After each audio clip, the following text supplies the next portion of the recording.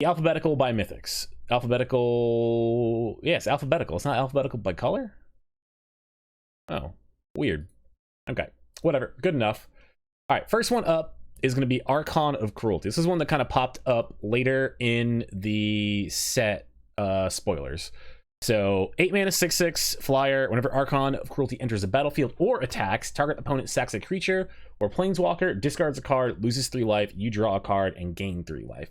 So if anyone at all has talked to me in the past 2 weeks, I've been talking a lot about one of the cards we'll talk about later, which is the Persist card, which is the Reanimator card of the set. And very keenly, like, so they had a bunch of pros work on this set. And one of the pros, BBD, who helped develop the set, had said that there was one more card coming. That is what he's really excited about to reanimate with Persist, which we'll talk about later. But this is where I think that card's gonna be good. The fact that this is like that you get this on ETB or attack, or ETB and attack, I guess, right? Like, is just fucking nuts. Like this is like, and I forgot to even read the last part. Like, you draw a card and gain 3 life, right? So like, people have like aptly said that this is Croxa and Uro almost like slapped together. This card seems fucking really good. This card seems like very, very, very, very good. There are very few Reanimator cards that when you reanimate them, you fight your opponent on like all axes, right? Like, this comes into play, you fight your opponent's board, you fight your opponent's hand, and you draw a card, and you're attacking their life total, and then it does it again. If you get to attack with this card after it comes into play, right? Like, let's pretend you threw the breach this. It doesn't have to compete with Griselbeard for a reason which we'll get to later, which is one of the rares in the set. So showing this one first, like, it's going to require us to talk about other cards in the set, but the other card we'll get to later, Persist, I think between Persist and the non-legendary creature Entomb that exists in the set now, that are both in Modern Horizons too, I think that makes this card extremely good. And because of how consistent you can probably make that deck, I think this might actually just be better than Griselbeard. Like, this comes into play, your opponent loses 3 life, you attack them, they lose another 3 life, bunch of board state, bunch of card advantage, and you hit them for 6 or 5, depending on if you through the breached it or if you persisted it, right?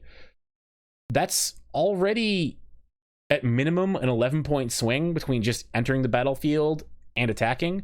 Like, you actually might just kill some players. I don't know, this card seems very good. I am very, very, very high on this card. I think people should also be very high on this card.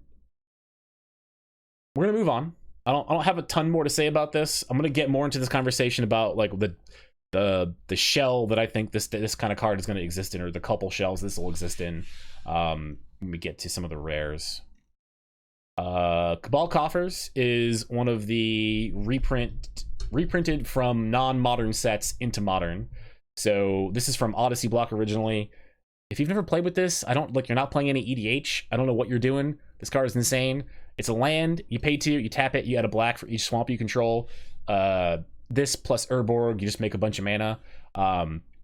This card was a key piece of like mono black control decks and like the Antico shade decks, like when it was legal in standard, which was fucking 2002. But like, wait, this is another very good card. I don't think this card's gonna do anything in modern. I think this card is gonna be relegated to just being a nice way to reprint this for EDH, honestly. Like, if you look at the price of this, these are $64 for the Modern Horizons ones. The Torment ones are $100. This card was like in insane need of a reprint. I don't know how the FNM promo, you guys can't really see, it's the FNM promo and this, they're the same art, but like it's got the cool FNM foiling and stuff like that. I don't know why they're both $100. That's insane to me.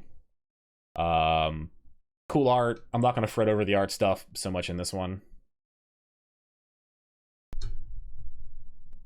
Cheddarfang Squirrel General. I feel like they couldn't have named this one any more directly for EDH players. But 3 mana, 3/3. Already a flat rate, not exciting, pretty boring rate for creature. It's got Forest Walk, also not a super exciting trait for creatures in Modern Magic. But if one or more tokens would be created under your control, these tokens plus that many 1/1 green squirrel tokens are created instead. Pay a black, sacrifice X squirrels, target creature gets -X, or plus X -X until end of turn. I thought that was -X. Okay, that's interesting. That's a buff too. So this is kind of like doubling Season Light. This is not a card I think we'll see any modern play, period, at all. But if you're an EDH player, it's a doubling season in your commander slot, right?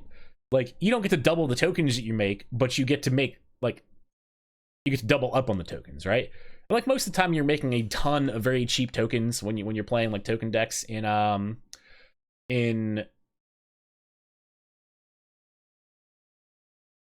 that's not what I wanted.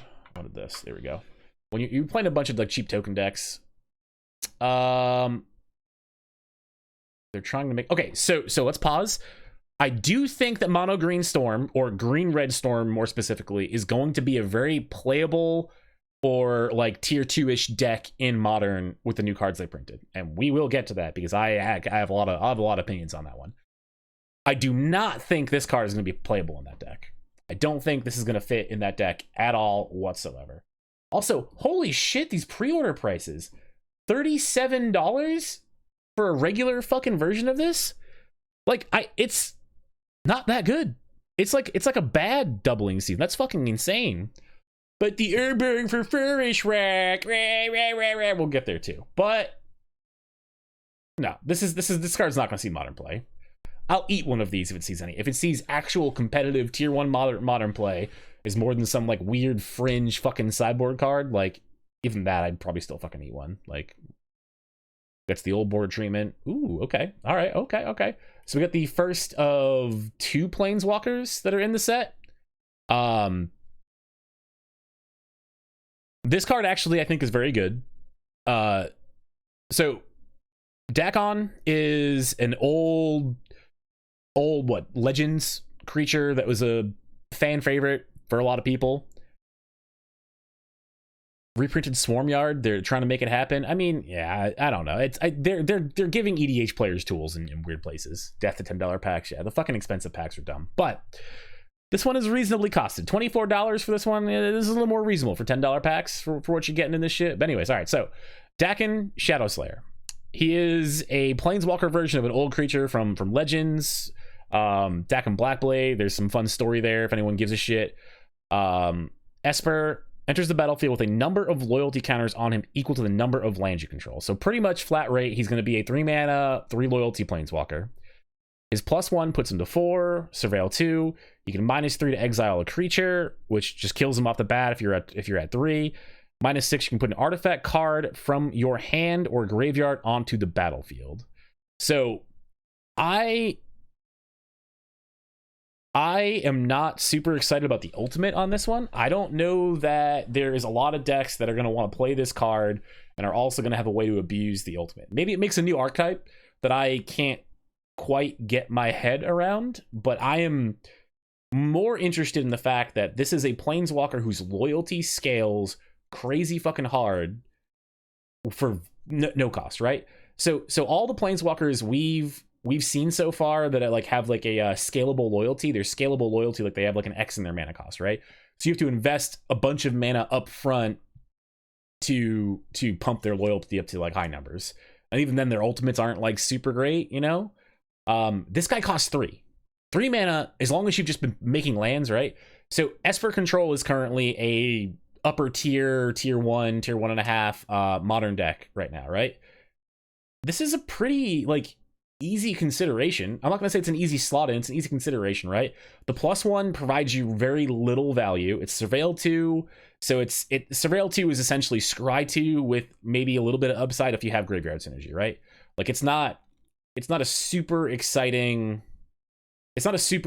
plus, but -3 exiling a creature, that's actually a big deal. Exiling things in Modern can be a big deal because there's a lot of like weird creatures that come back or do weird shit. You can't Ewit stuff back, you can't get your Bloodghast back, you can't get your Prize Amalgam back. I mean, like, I'm not saying these are like good things to be doing with this card, but like it is important that exiling it versus killing it matters.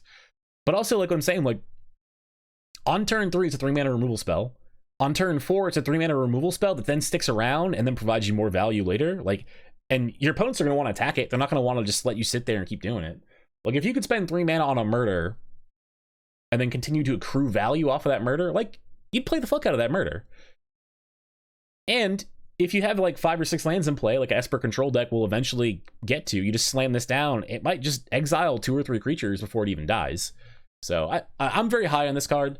I really don't know what you're supposed to do with the bottom part, putting an artifact card from your hand or graveyard onto the battlefield. I've like kind of looked at some artifacts for it, and like all the big super expensive artifacts like really require you to be in like a very special like kind of niche strategy, you know? So I don't know. I definitely feel -3 and the +1 are worth playing this card. It's a 3-mana planeswalker. It's hard to cast because it's three colored pips. There's no generic mana in its mana cost, but I don't know. 3 planeswalkers you create. There's a 3rd planeswalker in the set. There's this, and there's what's her nuts? Dahada. Who's the 3rd one? Who am I forgetting? Who's the other walker that I forgot about? I'm sure we'll get there because he's also a mythic, I imagine. Grist. Oh, Grist is the other one. Yeah. Okay. Anywho, I'm very high on this card. I think this card's gonna see play. I don't think this is going to be a 4 of in any deck in Modern, but I do think this card is going to see quite a bit of play. Also, I will make comments on the art for this one because Richard King Ferguson is the guy who did the original deck and Blackblade art. He does the art for this. It's fucking sick. I use this word very liberally, honestly, but I will exceptionally hate this full art. This full art sucks. I'm sorry, Jake Murray, but comparatively and relatively to the other Blackblade art, your art is not that good. It is good art, but like this is so much better. And then, oh, the sketch art is so good. I want one of these sketch arts. These sketch arts are fucking sweet. And it looks like these are going for about $43 right now for the sketch arts. I'm not paying $43 for this shit. But like, ooh, like this like alt sketch art stuff is kind of vanilla for a lot of cards, but like this one is good. This is good shit. You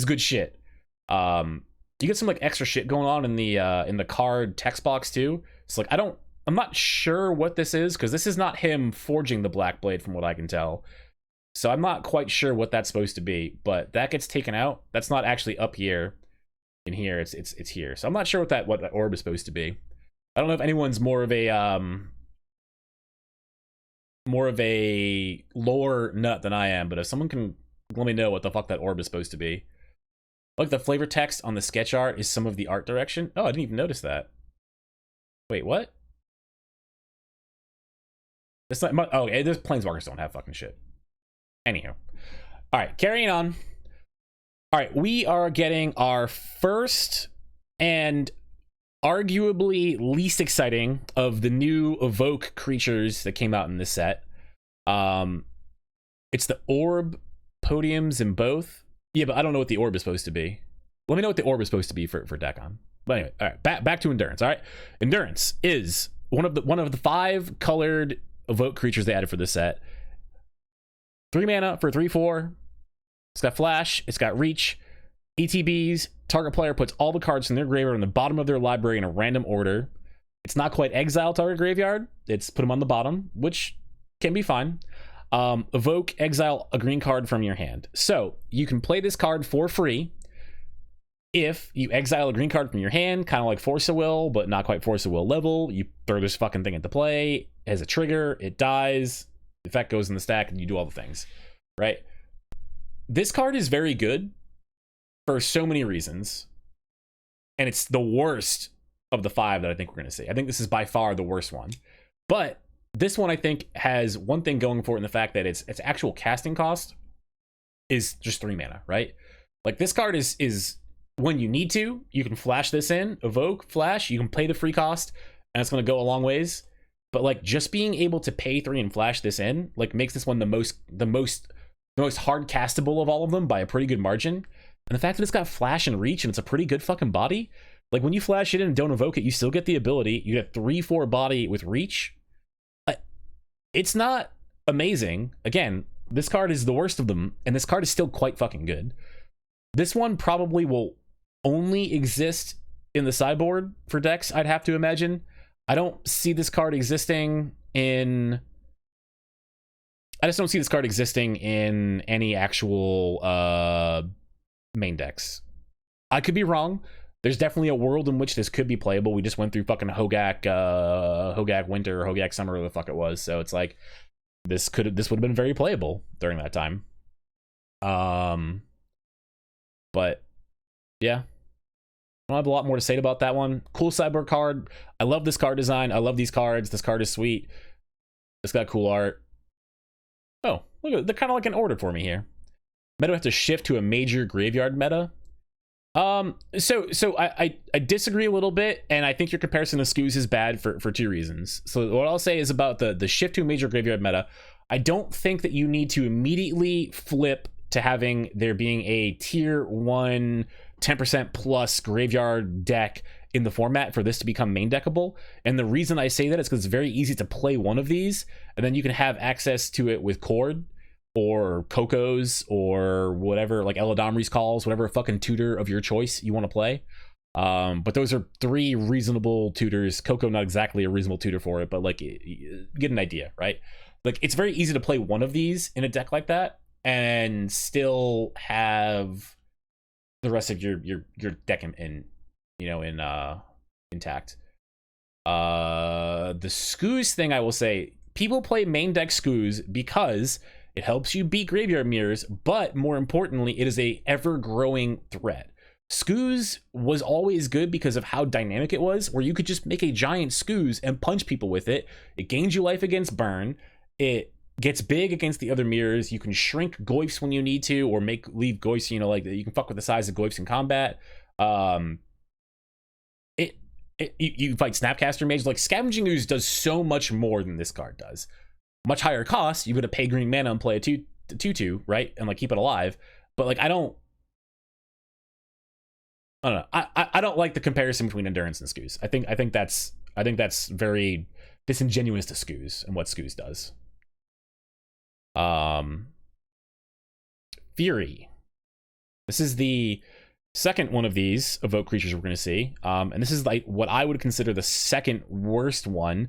And I think this one is actually still crazy fucking good. This one I'm actually like pretty high on still. I know a lot of other people aren't high on this one because of how it looks relative to the other ones, but this one is very good. 3 red, double strike, enters the battlefield, deals 4 damage divided as you choose, which is important, among any number of target creatures and or planeswalkers. Evoke, exile a red card from your hand. So just like the green one we just saw, it's the same way to cheat in for free. The downside of this one that compared to a lot of the other ones that makes it, I think, a lot worse is that you can't flash this one in, right? So this is one of the 2 that don't have flash. The red one and the black one both do not have flash. All the other ones have flash. However, 5 mana for a 3/3 that does this effect is really not that bad when you're looking at the fail state of just like, you can just pop it off at sorcery speed, not flash, which is important to note here. You just do 4 damage. Like, there are a lot of decks where you very well might like just clean up like 2 or 3 creatures with this, right? It hits planeswalkers too, so like if you're in a pickle, you can knock off planeswalkers. When you hardcast it later in the game, which I think that a lot of these cards are leading us to playing grindier games of Magic. And I'll have that. I'm gonna go on a rant about that at the end of this whole Modern Horizons set review. But like, I think this is a very good rate card. I think all the features of this card are quite good. I mean, obviously I wish it had flash, but we can't all be like that fucking greedy. I think this card's gonna do a lot of like two for 2s, which is what Chad is apparently talking about. But yeah, so like, this is one of the few that can make card parity, and I think that's correct. I think you can very easily kill 2 or more creatures with this card, even while evoking it. So you're spending 2 cards for 2 cards, right? And you're doing it for free. So if you exile a red card from your hand and essentially throw this thing to the board and sacrifice this card, right? You cost you 2 cards, you do this. However, the thing that you have to understand is you're not paying any fucking mana for this. So like if you kill 2 creatures and you don't spend any mana to throw this card into play and like take out two creatures and then play a threat, you go from being behind on a board state to being ahead on a board state. Like that's such a huge swing to be able to do. And like you don't tie up any mana. Like being able to use all your fucking mana for this is huge. Like that's why I think that these cards, like in this card in particular, is so fucking good, is because when you get to do that stuff, you're ahead. Like you're ahead on mana usage, and mana usage is fucking insane in Modern because of how cheap a lot of the spells are, right? If it had flash, it'd be the best. Hot take. I don't agree with that. I still think the black one is the best, and we'll get there. I'm gonna rank these. I'll rank these as we're going through them. Actually, I think the blue one is the best. Black one's second best, but play this, play Blood Moon, same turn, kill their Birds of Paradise. Yeah, no, like, yeah, you can do stuff like that. Humans, if you're playing it, like, if humans ever came back to the foray, like, this is a very quick way to, like, clean up their, like, first 2 creatures, right? Like, how often does your human's opponent go, like, turn 1 champion, turn 2, like, Thalia's Lieutenant, or they might do Kitesail Freebooter or something like that, right? And, like, this is an easy way to clean all that stuff up. You just clean it up. You clean it up. Clean it all up. This one I actually like the Altar quite a bit. I'm a big fan of this one. Dodge Thalia attacks. It does dodge Thalia attacks. So actually, I haven't even made a comment about that. The biggest thing to contrast with these is none of these are non-creature spells. Force of Negation gets worse against all of these things being in existence, right? Like how many combo decks or weird degenerate decks, right, like relied on Force of Negation so that they could still like do stuff, or even like Force of Will in Legacy and stuff like that, right? Like you now can't get Force of Negated when doing these things, when it's like, because they're creatures. They're creatures. And there's so many tricks too. Like they're creatures, they go to the yard. It's way easier to bring back creatures than it is spells. You can reuse creatures much easier than you can reuse spells. On top of that, like comes into play, you can blink them. You blink them and they come back and they'll stay and they'll get the ETB trigger a second time. You're not using mana to cast them in the first place, so it's pretty fucking easy to cast these and cast one of the blink spells that's in the format. Moving on, I think this card is pretty uninteresting as far as like Modern goes, but if you're an EDH player, there's a lot of fun things here. Garth, One Eye, and I don't know if there's any lore to this guy. I don't know this guy's name, but it is 5 mana, 1 of each color. Tap him, choose a card name that hasn't been chosen from among Disenchant, Brain Geyser, Terror, Shivan Dragon, Regrowth, and most importantly, Black Lotus. Create a copy of the card with the chosen name, and you may cast the copy. You still pay its cost. So this card is terrible in Modern because you don't want to spend 5 mana on a 5/5. It does nothing in turn that comes into play. And then even if this card did last, you tap it to get to, like, you still have to pay the mana cost for all these spells. So I guess you could make a Black Lotus, but that's so much work to make a Black Lotus on turn 5 where it might not be good anyways. So I don't know. Garth is from the very first Magic novel, Arena, the one that had the Arena and the Sewers of Something cards. Oh, neat. I didn't know that. Thank you for that fun fact. But flip side, this is a really cool, fun card for EDH. You know, it was a lot of iconic cards. I think this would be a very fun EDH card for a lot of people. You know, like this is not going to be like a CEDH card. It's not like super fucking good, but I think people will play this card and I think they'll have fun with it. You know, getting free spells and free card value out of your card is always good. And the first one being just a Black Lotus, you just immediately get your mana back for casting in the first place. So he's a middle finger to the reserve list. I don't think he's a middle finger to the reserve list. I think we're still a very far stretch from putting any middle fingers up. The reserve list is still fucking you. You're like maybe like pointing like I got you on this one. Like there's no middle finger here. Like you're just fucking suffering. I wish they'd made tokens out of the cards. Yeah, they talked about this and they said they are not going to make tokens. They very specifically called this out. Dude, Joker said he got a Sturman and 1 guard and nicked that shit from him. Okay. Lots of altars. Okay. Second Planeswalker. Gaia-Drone, Dahada. So lore-wise, Dahada is the one who got Dakin to make the Black Blade, and then when he made the Black Blade, finally she like imprisoned him to her will. I forget exactly what happened, but like she essentially tricks him and ruins his whole goddamn life more or less because of that shit. Poor Dakin. All he wanted to do was kill a bunch of slaves and make a sword. What a dick. Tentacle. She does have tentacles. We'll see the... We'll just go down here. There's the... Okay, I guess we can just look at this one. Here we go. Look at all the tentacles. Angry tentacles everywhere. Angry tentacles. Okay. Second planeswalker we're talking about. This is Gaiadrone Dahada. Protection from permanence with corruption counters on them. I guess I should say first, it's a 4-mana planeswalker, so already there's a pretty high barrier for this to be playable in Modern, I think. 4-mana planeswalkers that have seen play in Modern have been Chandra, Torch of Defiance, Jace, Jace the Mind Sculptor, and Koth. And even Koth, really, I'm not going to say Koth was very good. There haven't been a lot of other 4-mana planeswalkers that have seen persistent play. There's some that have seen like minor play. Like there was one of the Chandras that saw play that wasn't Torch of Defiance in Jund for a little bit, but I don't think there's other 4-mana planeswalkers that have seen. Yeah, there's been niche cases. They've not all been very, very good. Moral of the story: 4-mana planeswalker, probably a hard sell, but protection from permanence with corruption counters on them, and that's relevant because her +1, each opponent loses 2 life and you gain 2 life, and you put a corruption counter on up to 1 other target creature or planeswalker. So the first thing that she does that I think is actually very good, right, is when you put her into play, she got 4 loyalty, you plus her to 5 loyalty, you get a little bit of damage in, you get a little bit of life back, you put a corruption counter on a creature, and that creature can no longer hit or hurt Dahada. The thing that really kind of like I don't like about that particular feature is this incentivizes the creatures to punch you in the face instead. And I do think that there are times in Magic where players see a planeswalker hit the board and they don't realize they can kill their opponent in like a 2-turn clock, even with that planeswalker being active.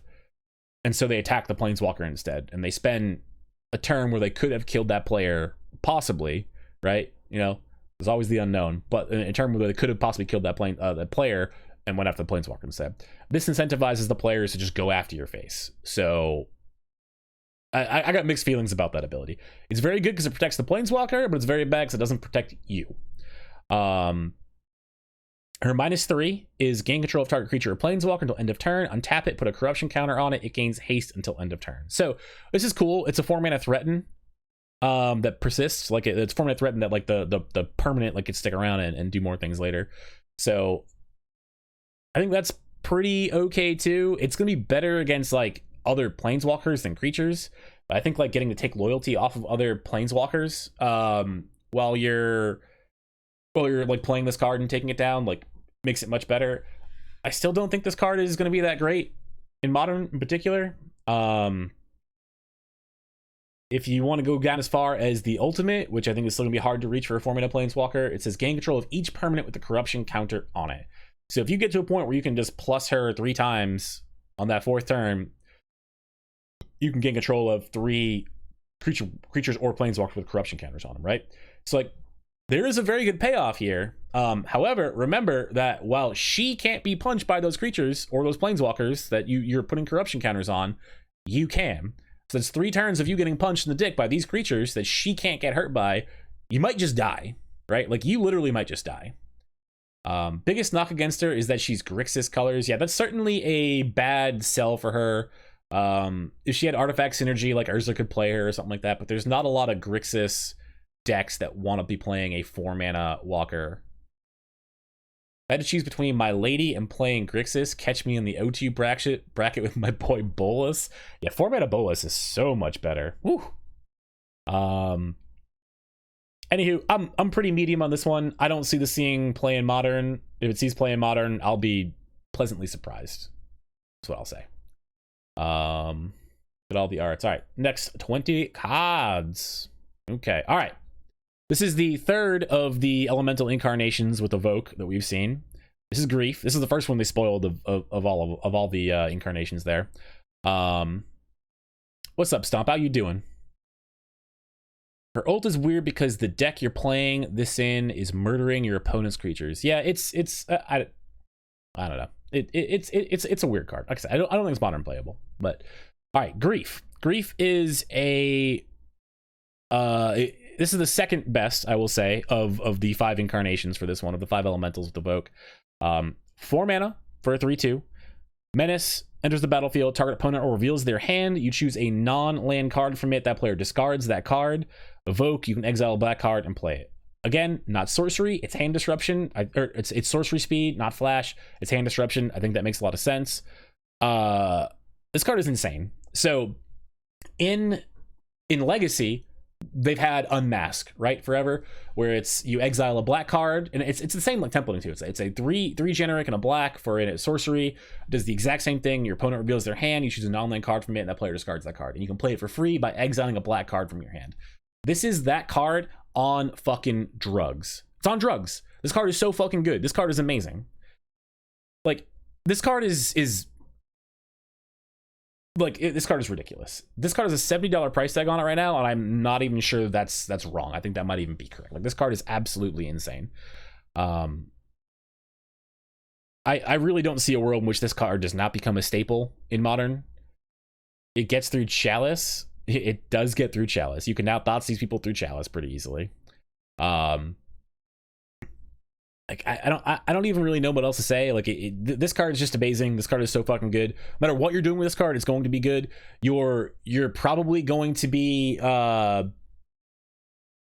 like the step one of playing this card is you're probably playing in some sort of combo deck that wants something like this effect, like the Reanimator deck or something like that. I don't know that this deck immediately slots into every single fair deck in Modern, but it's pretty close to being like a 1 or 2 of in all those decks without much question. The fact that you can do it for free and then do something else in that turn is just insane, right? Like, there's so many decks where, like, if you can look at your opponent's hand, take a card out of their hand, and then still get to play cards for the turn, you're just gonna have a good time. So again, super high. I still don't think this is the best one, but this one is fucking insane. This one is very good. All right. On to probably the weirdest card in the whole set. This is the weirdest card in the set by fucking far. All right. So this is the third Planeswalker that I forgot about because of a very, very key series of text on this thing. So it's a 3-mana Planeswalker. So this is the second of 2 3-mana Planeswalkers we've got in the set. This is Grist, the first time we've ever seen Grist. As long as Grist the Hunger Tide isn't on the battlefield, it is a 1/1 insect creature in addition to its other types. So what does that mean? What that means is that in your hand, on the stack, in your library, in your graveyard, he's a creature. In all instances. Right? You can reanimate him. You can unearth him. You can beat spell pierces. You can beat force and negations with this. So, like, he can't be countered by things that go after non-creature spells. Like negate beats a negate, right? Additionally, like, if you're playing other formats, you can Green Sun Zenith into this, or in Modern, you can. Again, you can Chord and you can Coco into it. That's definitely a thing you can do. I don't know that you want to be doing that, but it's a thing you can do. So, like, already this is just like the weirdest fucking Planeswalker you've literally ever seen. So I don't know how to evaluate this. We'll look at the abilities here. Comes into play with 3 loyalty. +1, create a 1/1 black and green insect creature token, then mill a card. If an insect creature card was milled this way, put a loyalty counter on Grist and repeat this process. Weird insect tribal, or if you mill another Grist, you get an extra loyalty counter on out of it. So, like, I don't know. I'm sure there's some combo here, right? Like, I'm sure that there's something somewhere, somehow, where you can set this card up to, like, just lock up milling a bunch of cards, put its loyalty up too high to be removed, and then ultimate it, but I don't know what that is. I really this card is fucking cool. The ability is good. Milling yourself is interesting because of the ultimate, which we'll get to, but it makes a 1/1 body that protects itself. So comes into play, makes a body, protects itself. -2, you may sacrifice a creature. When you do, destroy target creature or planeswalker. So the one thing I'm going to say is this -2 is really, really, really fucking bad and really risky. And the reason I'm going to say that is because if you look at this ability, abilities have a cost, and the cost is always on the left side of the colon. The cost for this ability is -2 loyalty. You have not sacrificed a creature yet. You don't sacrifice a creature until you resolve the ability. So if you -2 Grist, and all you have is that 1/1 green or black and green insect token in play, and your opponent kills that token in response, you have -2 the Grist and no longer have a creature left to sacrifice to then resolve the second part of the ability. You will not get to destroy a creature or planeswalker if your opponent responds by killing your only creature in play. Now, obviously, you get around this by having more than one creature in play. It's less risky that way, but you have to want to sacrifice both of them, right?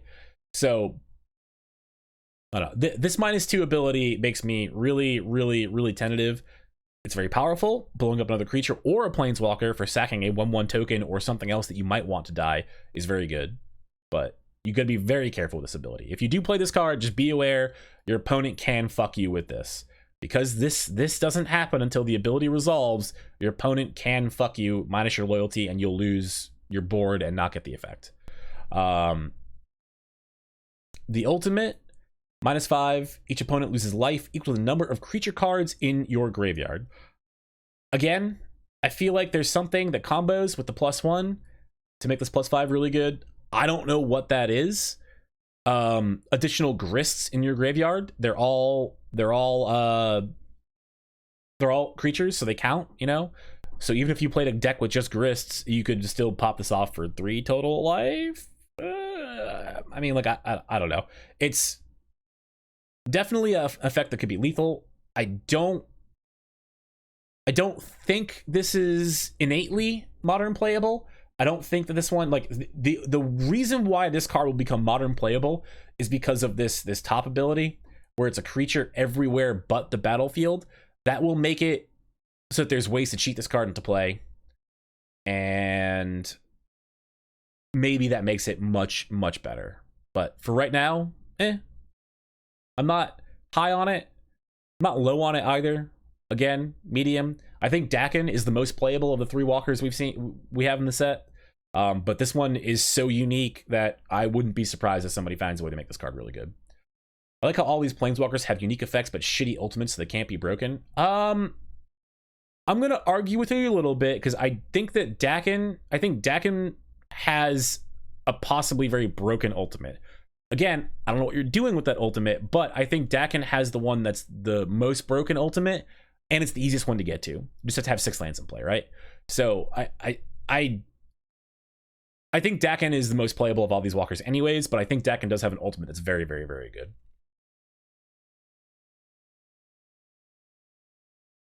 Imperial Recruiter. There's significantly easier ways to reanimate an artifact. It can put it into play from your hand or graveyard. Both are important things to be saying. And I don't think that there are ones that are as impactful to the board state. I think you're looking, like, if you're talking about Dakin in that way, you're thinking of Dakin as purely a put the artifact into play card, but he does everything else before it gets to that point. So I think you're evaluating the card incorrectly as to what it does for a deck like that. Imperial Recruiter. This is another reprint to Modern from an old set. Imperial Recruiter enters the battlefield. Search your library for a creature card with power 2 or less. Reveal it, put it into your hand, then shuffle. So this card is pretty fucking nuts in a lot of, off the beat decks in Legacy. You got Painter Servant is probably the most important one, the probably most prominent one. Make the Recruiter impactful on Band Twin. Stoneblade Shell, put Batterskull into play. Let's go. I mean, like, Imperial Recruiter goes and gets you Pestermite, and it gets you Deceiver Exarch and Kiki Jiki. So, like, Imperial Recruiter is better in Twin with Twin not being available, I would say. So I don't think that's a reasonable thing to say, because I legit think if Splinter Twin gets unbanned, this card is unplayable in that shell at least. Stoneblade shell put Batterskull into play. Let's go. I mean, I don't know. Hey, you know what this does do? Search for letter for a creature card power 2 or less. It goes and gets Grist. You can go get Grist with it. It's a 1/1 insect. You can go fetch your Planeswalker, buddy. That's fun. Again, I don't know what this card's gonna do in Modern. I am not smart enough for this one. Somebody else is smart enough. Maybe like blue-red twin comes back. Or like blue-red Kiki Jiki comes back to the forefront because this card exists. I doubt it. I really don't think so. I do think there were some like creature toolbox decks that this might fit into. One thing I will say, notably, this goes and gets Karmic Guide, which is a card we're going to see later on as well. All right. Moving on down the list. I think this card is pretty... Squirrel Twin is 100% better than Kiki Twin. You calm down. All right. Kaldra Complete. Legendary artifact equipment. Living weapons. So when it comes into play, you make a 0/0 germ and equip it. It is indestructible. Equipped creature gets +5/+5, has first strike, trample, indestructible, haste, and whenever this creature deals combat damage to a creature, exile that creature. Equip 7. Very expensive. 7 mana to cast, 7 mana to equip. You get a 5/5 indestructible creature with a bunch of stats. You get the power. Time them out yourself. You got this. I'm busy.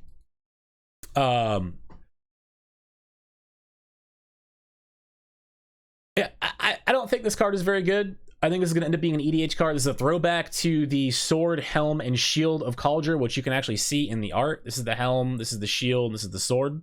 These were 3 different equipments that were printed in the first equipment sets in the Mirrodin blocks. I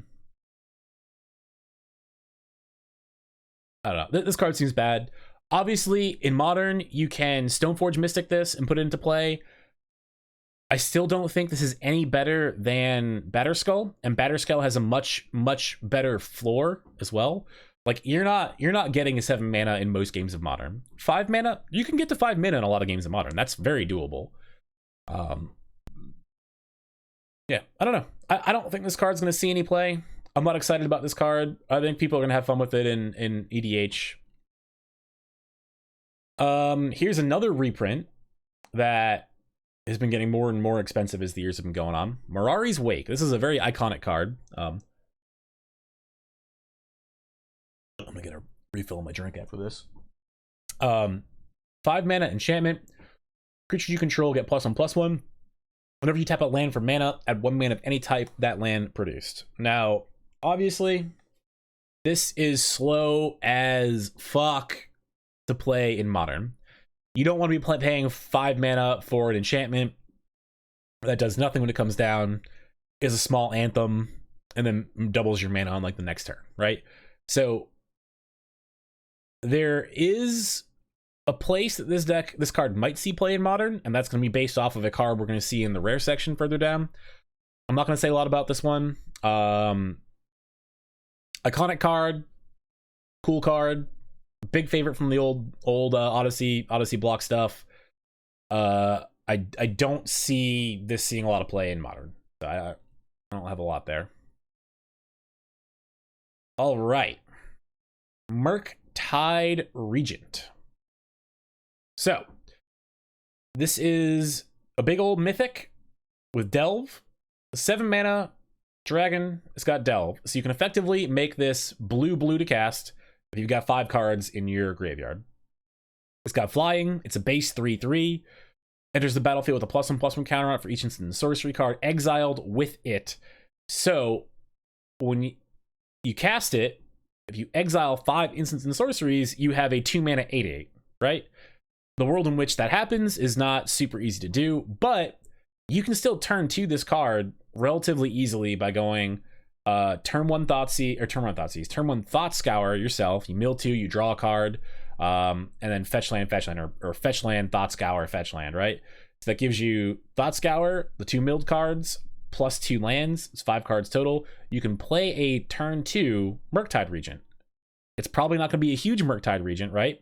Maybe you milled 1 instant and sorcery off your Thought Scour, so you might hit 2 instants and sorceries. 3 is really, you're real fucking, you're real lucky if that's your 3 cards there, but you couldn't make it any bigger than a 6/6 on turn 2 without like adding Manamorphose or other shenanigans into this, right? So I still don't know how good this card is going to be, and the reason why I will discuss this right now. I'm going to pull up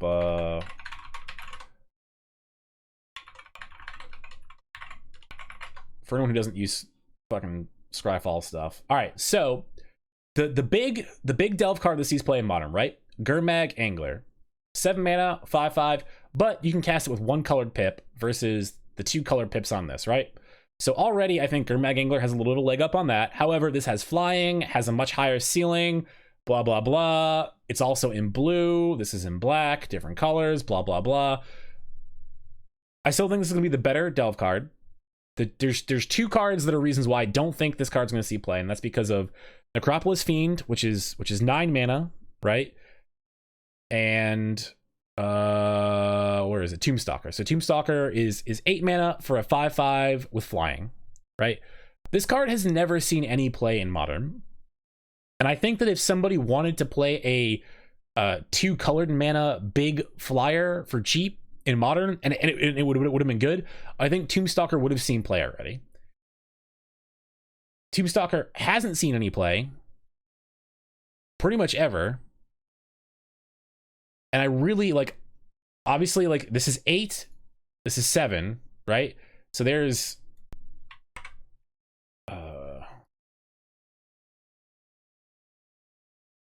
we go. Let's do it this way. No, I fucked it up.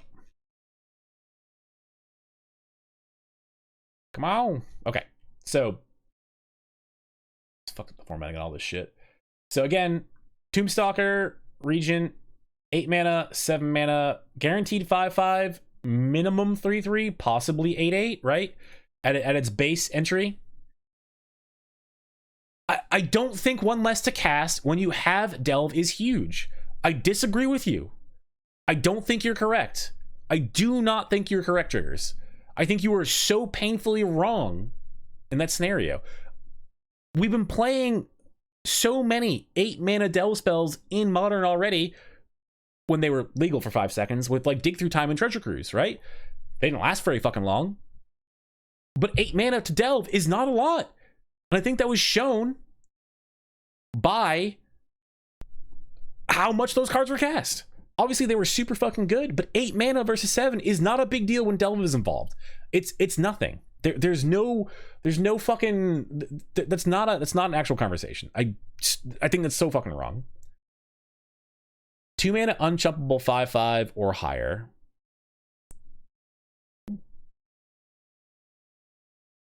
Sure, but again, never seen play at all in Modern. This is just, it's never been on the table. Because a vanilla flying creature like this is just not that good.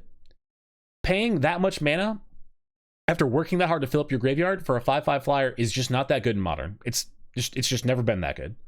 I don't think this card is going to be good. I don't think this card is going to see play. The only thing that's going to make this see play is the fact that it is blue versus black, where this deck that doesn't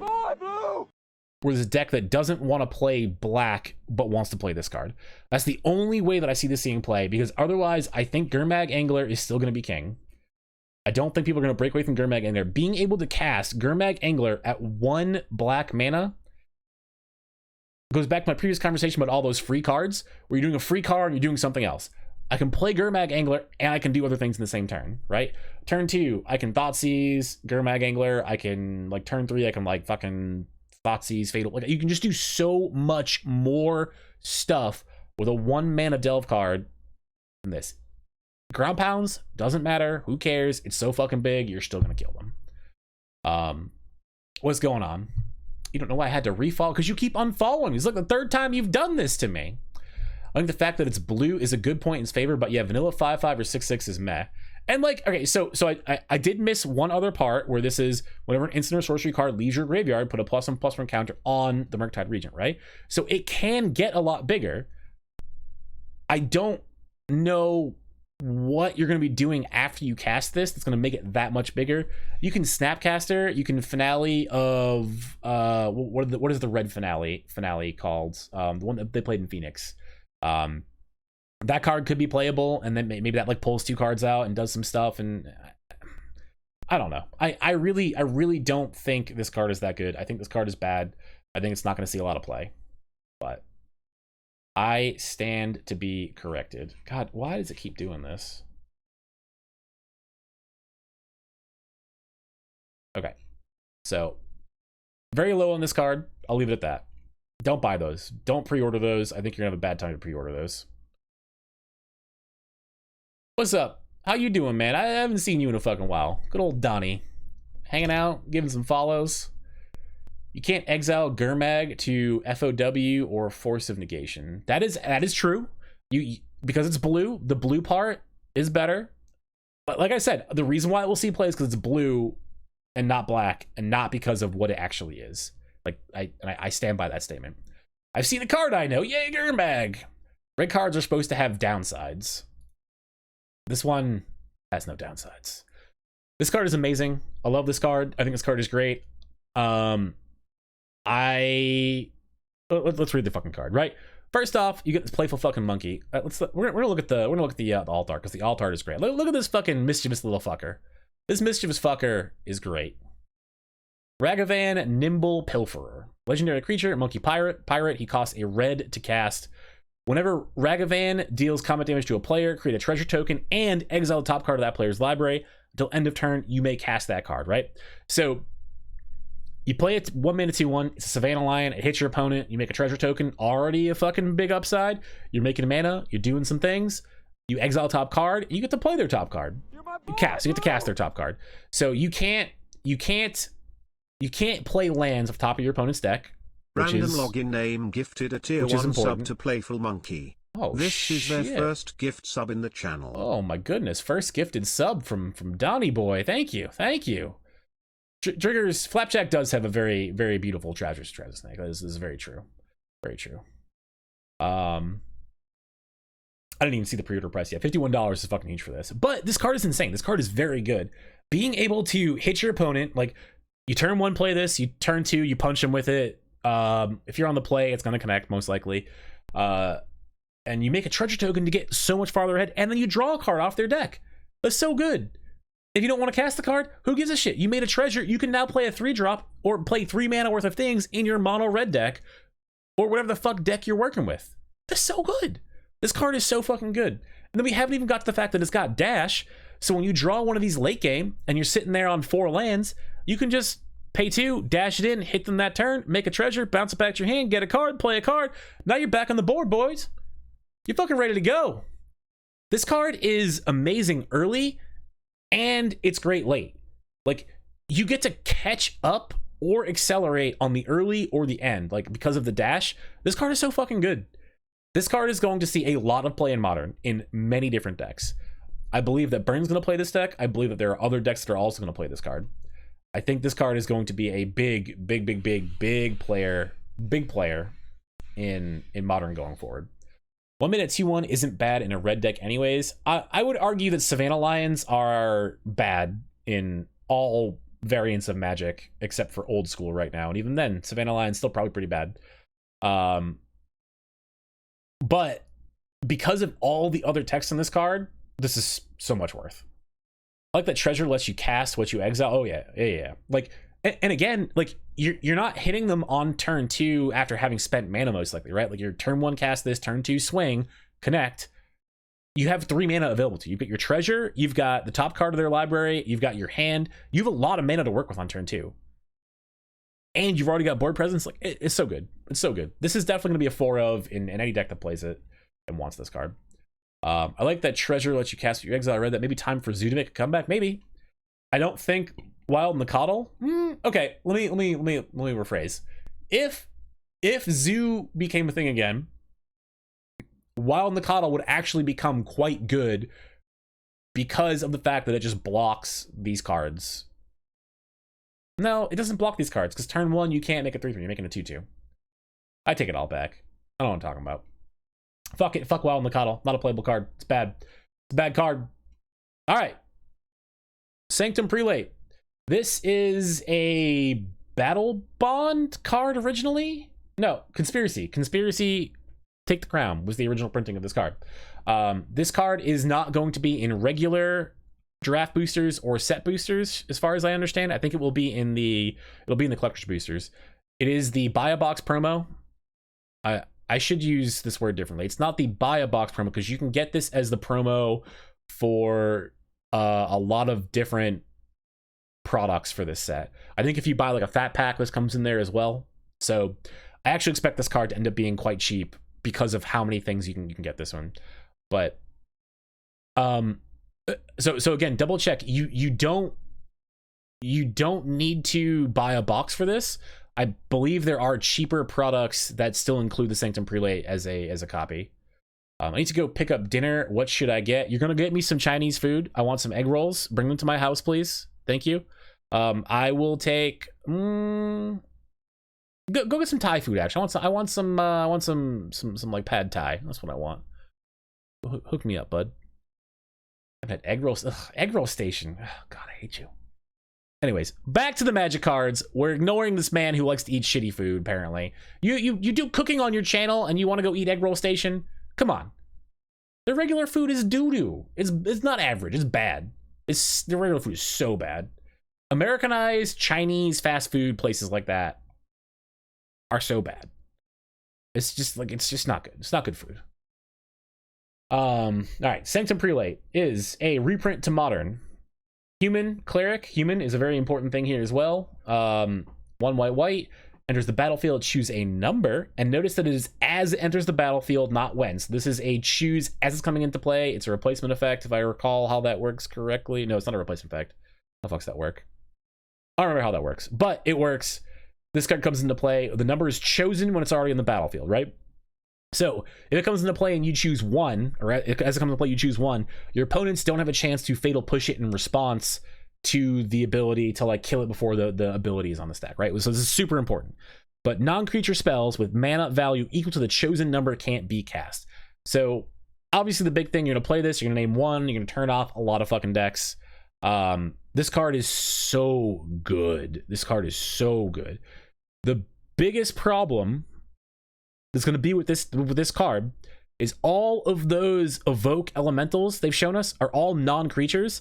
So I think a lot of decks are going to have a lot higher creature counts in their decks going forward than we're used to, which makes this a little bit worse. And the casting cost and those things is all over the place too anyways. But this card is fucking amazing. This card is very good. This is going to definitely see play in Modern and probably in spades. So, big fan.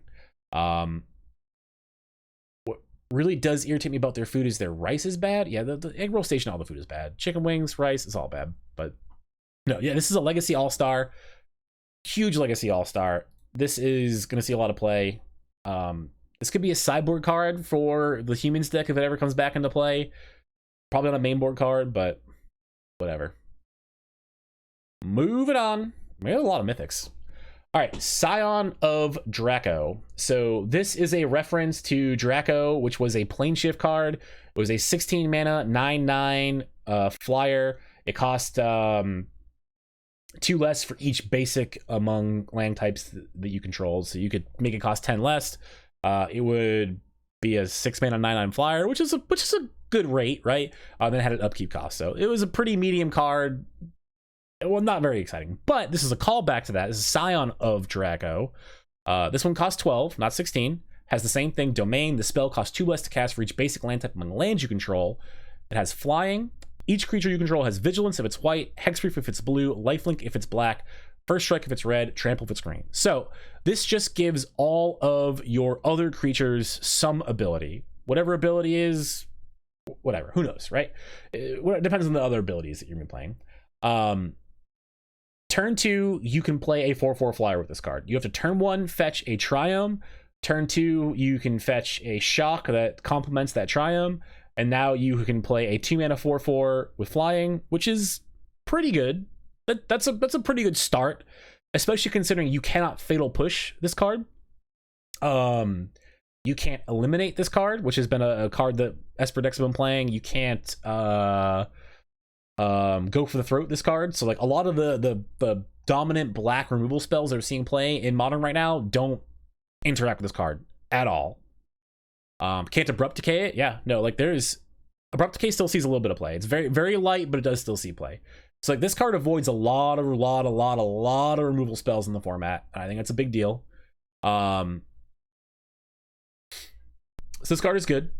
This card probably is going to see play in some sort of domain deck, obviously, because you need to have 5 colors. There's a couple other cards been printed in this set as well that I think are going to lead us towards that being playable. For right now, we won't talk too much about that, but I think this card is good. It's good shit. Sign of Draco. Look at that. We even got a little old school border too. Look at that shit. Donnie, if you ever want to play Magic, you send me a message. I'll build you whatever you want to play. I got you. Friday Night Magic tomorrow. F&M, ready to play. I'll put you a deck together. I got you. All right. Sarah's Emissary. 7 mana, angel, flying, enters the battlefield, choose a card type. You and creatures you control have protection from the chosen card type. 7/7, it's a flyer. Very expensive. This is very similar, or not similar. I like, there's overlap and kind of like it shuts off your opponent in a way that like Iona does as well, right? So Iona is a pretty famous reanimator target. Reanimate that, you pick a color, and your opponents can't play cards of the chosen color, right? This one, your opponents can't play cards of the chosen type. So I think this is still a very good card. I'm not super excited about this. I don't think this is going to see a lot of Modern play. The only reason why this will see any Modern play is because of the non-legendary Entomb spell we're going to get to later. And this might be a sideboard card, or there might be something important that you're fighting with this card in that deck. It's a consideration. I still think this card is not that good. I think it's overcosted. I think it's very narrow. Bright side is it's fucking huge. It's a 7/7 flyer, so if you find a way to put it in. The art's fucking cool too. Niels Ham. It's fucking good art. I remember the sketch art looking good for this too. We're gonna go to the next page for that. Sketch art for this one is actually like one of my favorite sketch arts in the set. The sketch art is pretty fucking cool. Going to Florida for the weekend. It's my grandma's 30th. Maybe another time I should play Griselbeard again. I have all the cards for that. That can be done. That can be arranged. This main deck, easy as fuck in non-legendary Reanimator. I don't agree with you, but we are welcome to disagree.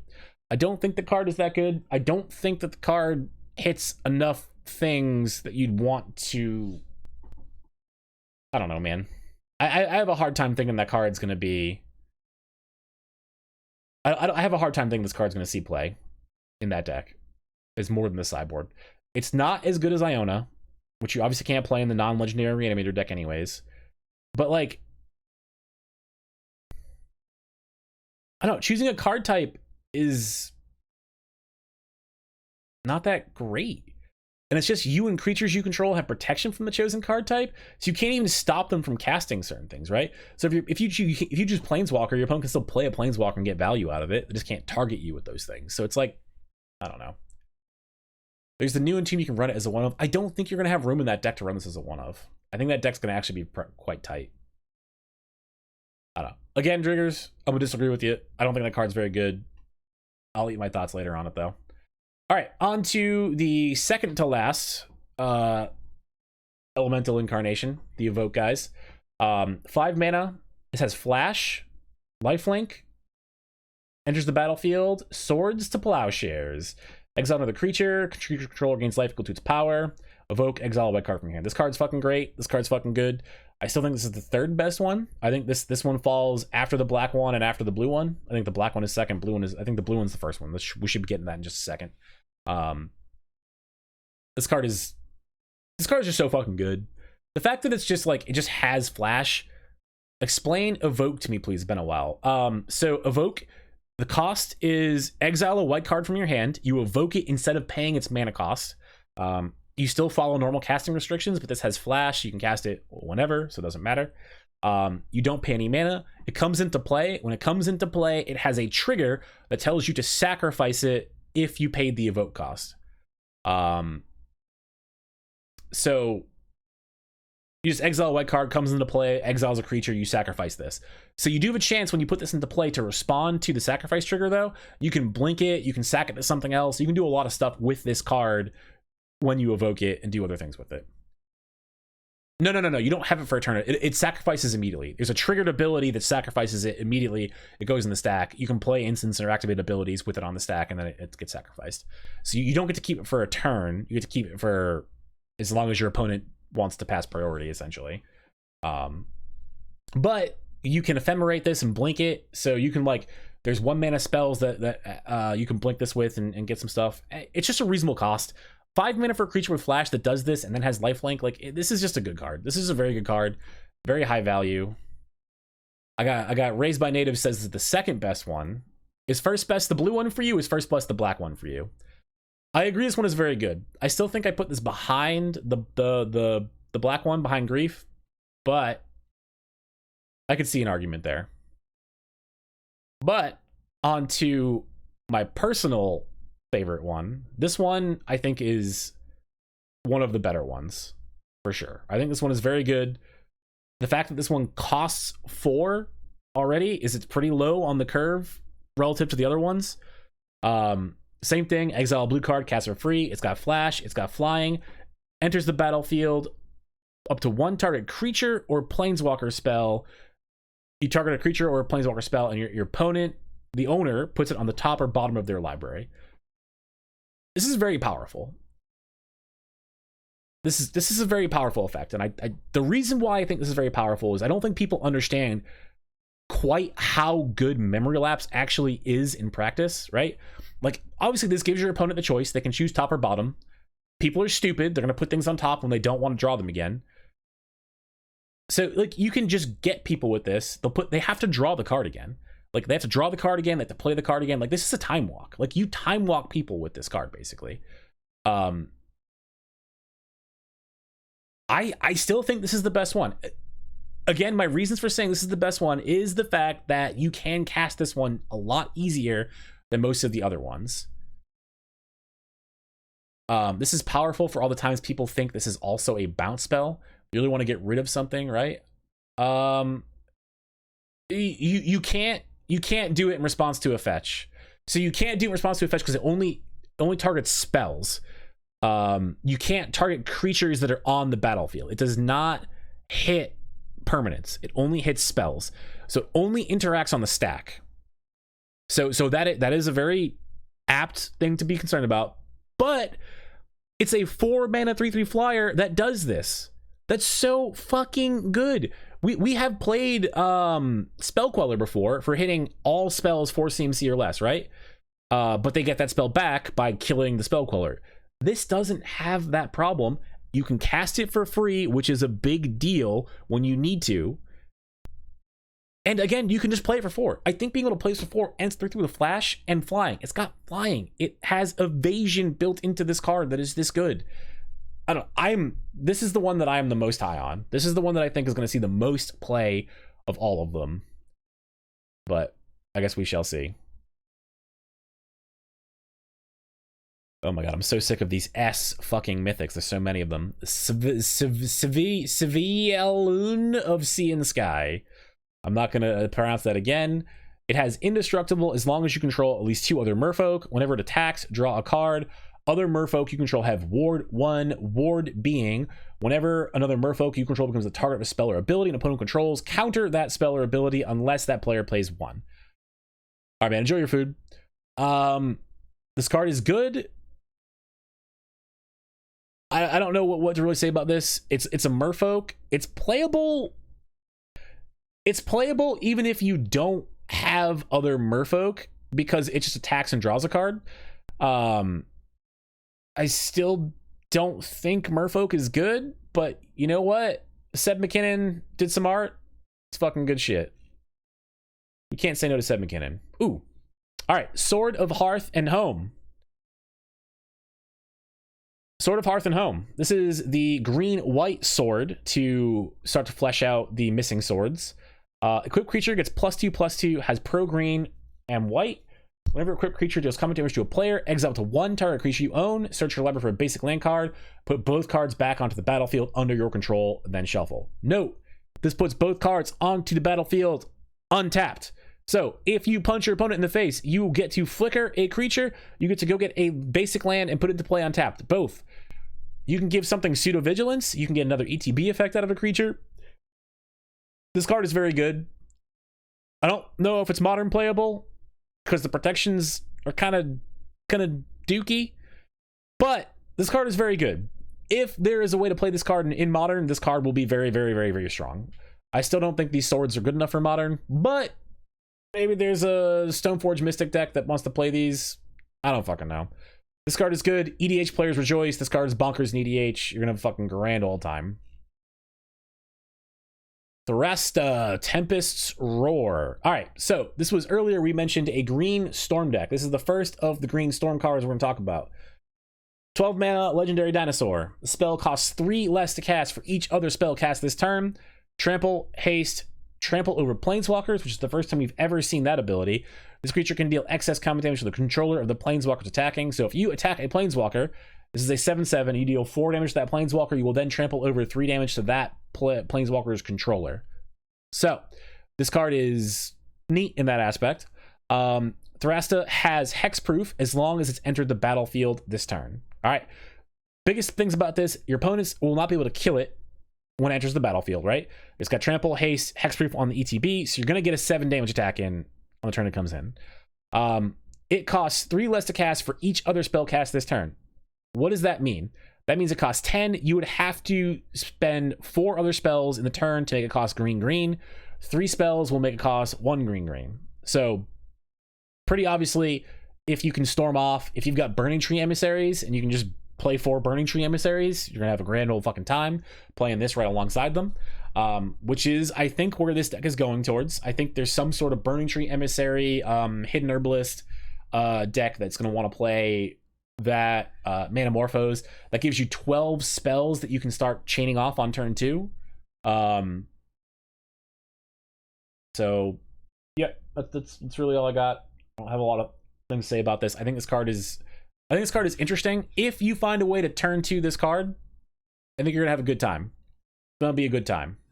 You're gonna have to work a lot harder for it. It's no Hogak. You have to work a lot harder for it. Ooh, all right. Possibly one of the most busted cards in this set. This is a reprint to modern as well. This is from Commander 2014. Titania, Protector of Argoth, 5 mana, 5/3, ETB, return a land from your graveyard to the battlefield. Whenever a land you control, this is the important part, whenever a land you control is put into a graveyard from the battlefield, make a 5/3 green elemental creature token. This is insane. This is so fucking good. For anyone who's never played with this card in EDH or in Legacy, both of which, right? You already got fetch lands in the format. ETBs, get a fetch land, crack the fetch land, make a 5/3 that's 5 mana for 10/6 worth of power total, right? Herself plus the elemental token. Now, the part that makes this card insane is another card that was spoiled in this set. Zurin Orb is also getting reprinted. Zurin Orb is a 0 mana artifact, which is going to be important for another card later. 0 mana artifact. You can sacrifice a land to gain 2 life, I believe, for no cost. You sacrifice a land, gain 2 life. With this in play and the orb in play, you can sacrifice all your lands, turn them all into 5/3s, and smash, right? So the idea is Zurin Orb is in play, you play Titania, you get a land back, you pass the turn, end of your opponent's turn, you sack all your lands, make a bunch of 5/3s, you smash, right? So there's a lot of risk, but doing it during the end of your opponent's turn, it's a lot easier to mitigate that risk. I think this card is going to do a lot in modern. I expect the Titania Zurin Orb package to see a lot of play. I expect Dex to be playing 4 Titanias and 1 Zurin Orb, and ways to them up. We'll talk about that when we get to Zurin Orb, I think. Pretty medium card, I think, here.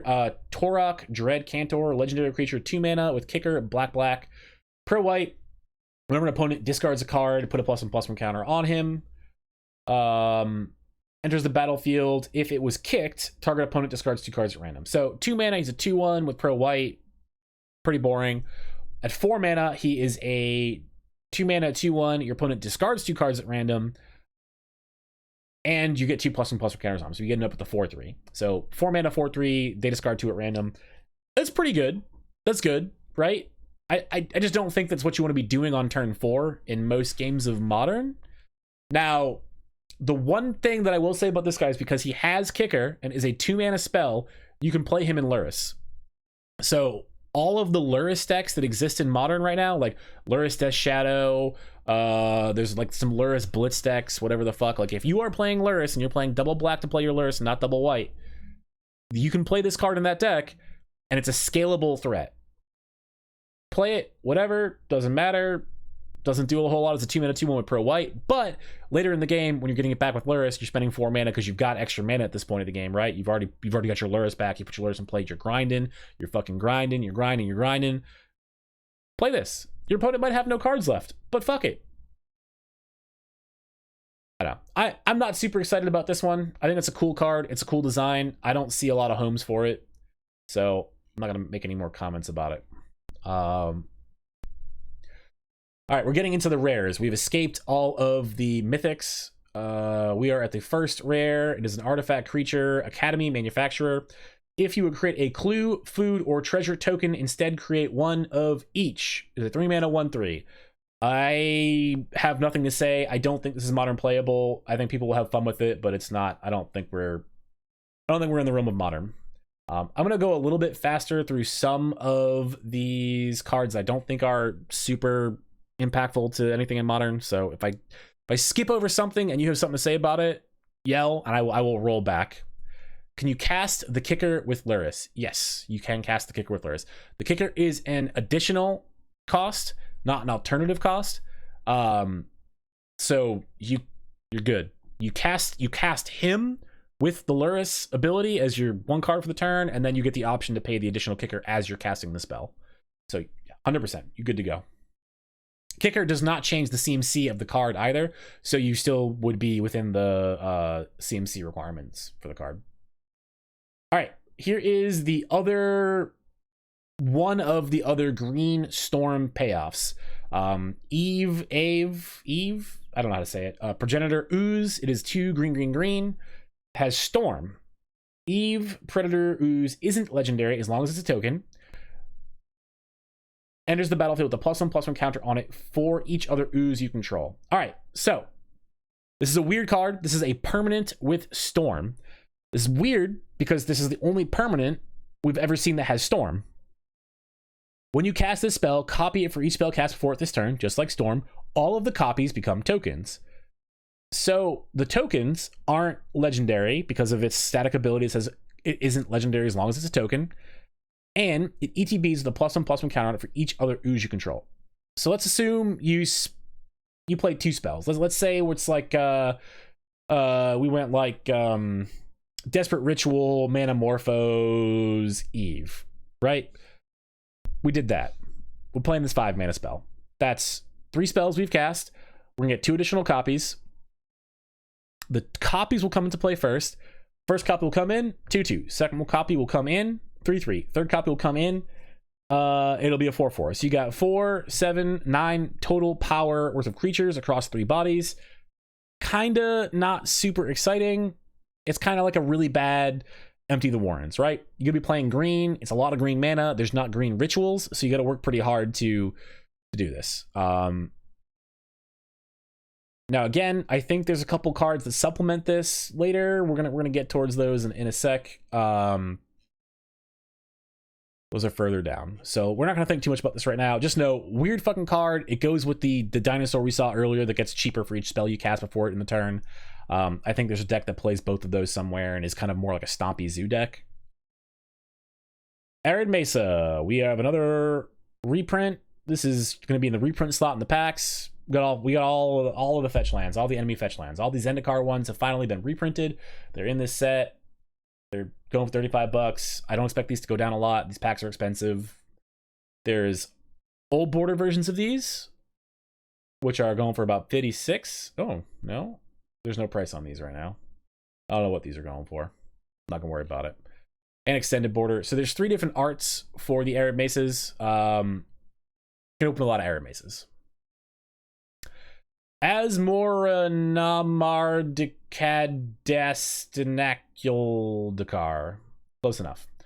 All right. This is a weird card because it has no casting cost, right? It's kind of like all of those suspend cards. There's no casting cost. But as long as you've discarded a card this turn, you may pay hybrid black or red to cast this spell.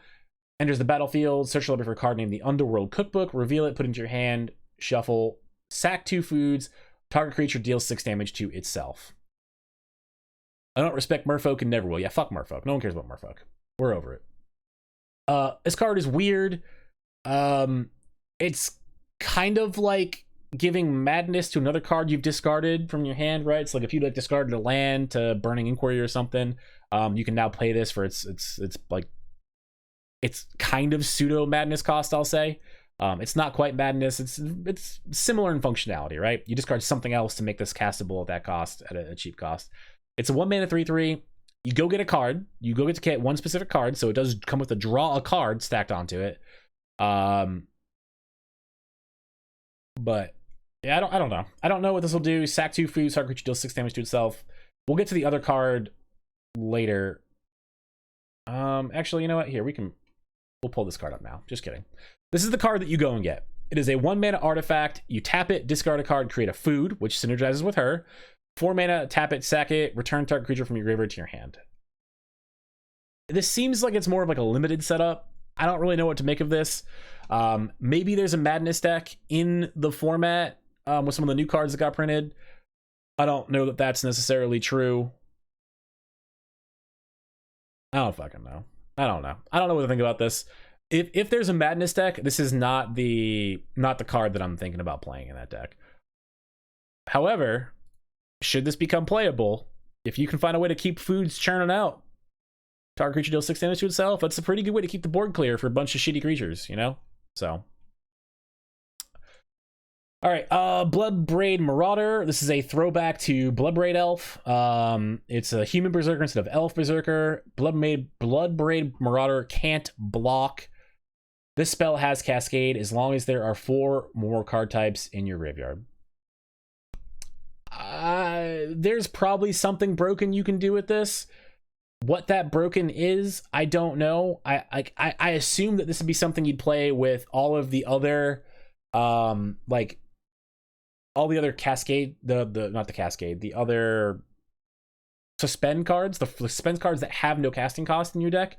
Maybe there's a way you can turn this on reliably to always hit one of those cards and just don't play any 1-drops. I don't think this is very good, honestly. I think this is too hard of a requirement to make this card good. Cat Oven is just better? Bro, hold on a sec. Cat Oven doesn't do anything similar to what those cards we were just talking about. What is with you? Bloodbraid, come get your boyfriend. He's drunk. Yeah, bro, boyfriend's drunk. Talking about boyfriends and girlfriends, Braids, everybody's favorite chick from Odyssey. She crazy as fuck. 4 mana, human minion, beginning of each player's upkeep. That player sacks an artifact, creature, or land. This is a very punishing card. This is a punishing card. Very punishing. Very, very punishing card. I am kind of cool with this coming to Modern. I don't know what she's going to do. I have no fucking clue. I'm going to leave the rest of the world to this one. This is a punishing card, though. Making this non-symmetrical is very easy to do, and if you can stick this against a player who doesn't have board presence and they start sacking lands, it's very easy to put them out of the game very, very quickly. This is a good card. If you set this up correctly and play this card, this is going to ruin some people's days. On board. Praise Apprentice, 3 mana, ETB, make a Thopter, choose sacrifice an artifact, choose one, exile top card of your library. You can play that card until the end of next turn. Target creature gets +2/+0. Boring. Skipping. Not excited. Calibrated Blast. I'm going to skip this card as well. This is also just probably just draft chaff. One thing I will note, the old border cards that have flashback or something that interacts with the graveyard, they all have this cool graveyard symbol on them, which was originally from Judgment. I think it was only Judgment. When Judgment was printed with this old border, all the flashback cards had this graveyard symbol in the top left to denote that there was a flashback card in your graveyard. It's a cool little like throwback to that. I kind of like it on there.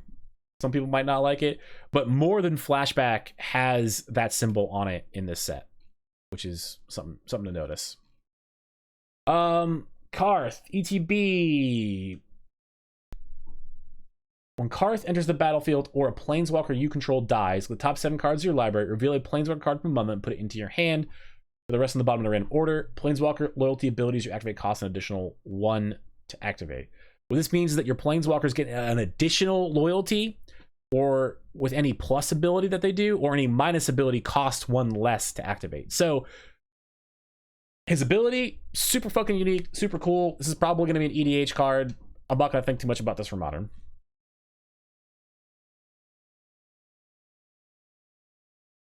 Chainer. This is an EDH favorite of mine. I also don't see this seeing play in Modern, but 4 mana, discard a card.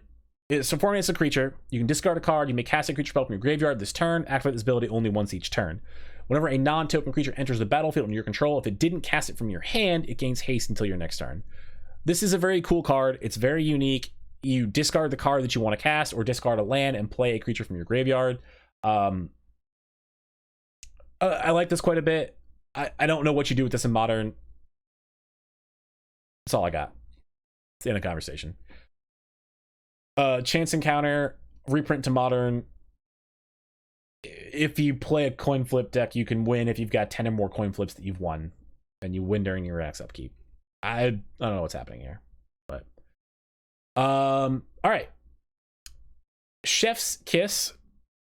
There was a fun little story. I think BBD was the one who posted it, or I think it was BBD. If you go look up, no, it was Brian Brand. Yeah, Brian Brand doing BBD. What the fuck am I saying? Go look up his Twitter story about this. I'm not gonna get into it on chat, but there was a fun little like story where they were definitely telling a story about like a play they were having while playtesting, and he called it Chef's Kiss, and they all got excited, and so they made a card called Chef's Kiss. But Chef's Kiss, instant, can control target spell that targets only a single permanent or player. Copy it, then reselect the targets at random for the spell and the copy. The new targets can't be you or permanent you control. Probably will not be Modern playable. This will be a fun EDH card. It's unique. It's cool. It's got a fun name. People will enjoy casting this card and going Chef's Kiss. Mwah! So you'll get to live that in your EDH games from now on. All right, Chitter Spitter. Sounds like a sex toy, honestly. Chitter Spitter. I feel like Chitter Spitter is something I call an ex-girlfriend, you know? Like I don't fucking know about this one. 3-mana artifact. Beginning of your upkeep, you can sack a token. If you do, put an acorn counter on it. Squirrels you control get +1/+1 for each acorn counter. Green, tap it, make a green squirrel creature token. I don't think Squirrel Tribal will be playable in Modern. I think this is going to be an EDH fun card for people who like Squirrel Tribal. Moving on.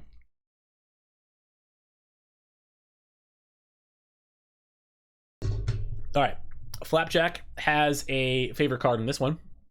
Cursed Totem. Activated abilities of creatures can't be activated. So, this is a 2-mana hate artifact. I think this is actually just straight up Damping Matrix, right? It's a little bit worse than Damping Matrix. So, we've had this card, and it existed in Modern already within Damping Matrix, where it was 3 mana, and this turns off artifacts and creatures. Can't be activated unless they're mana abilities.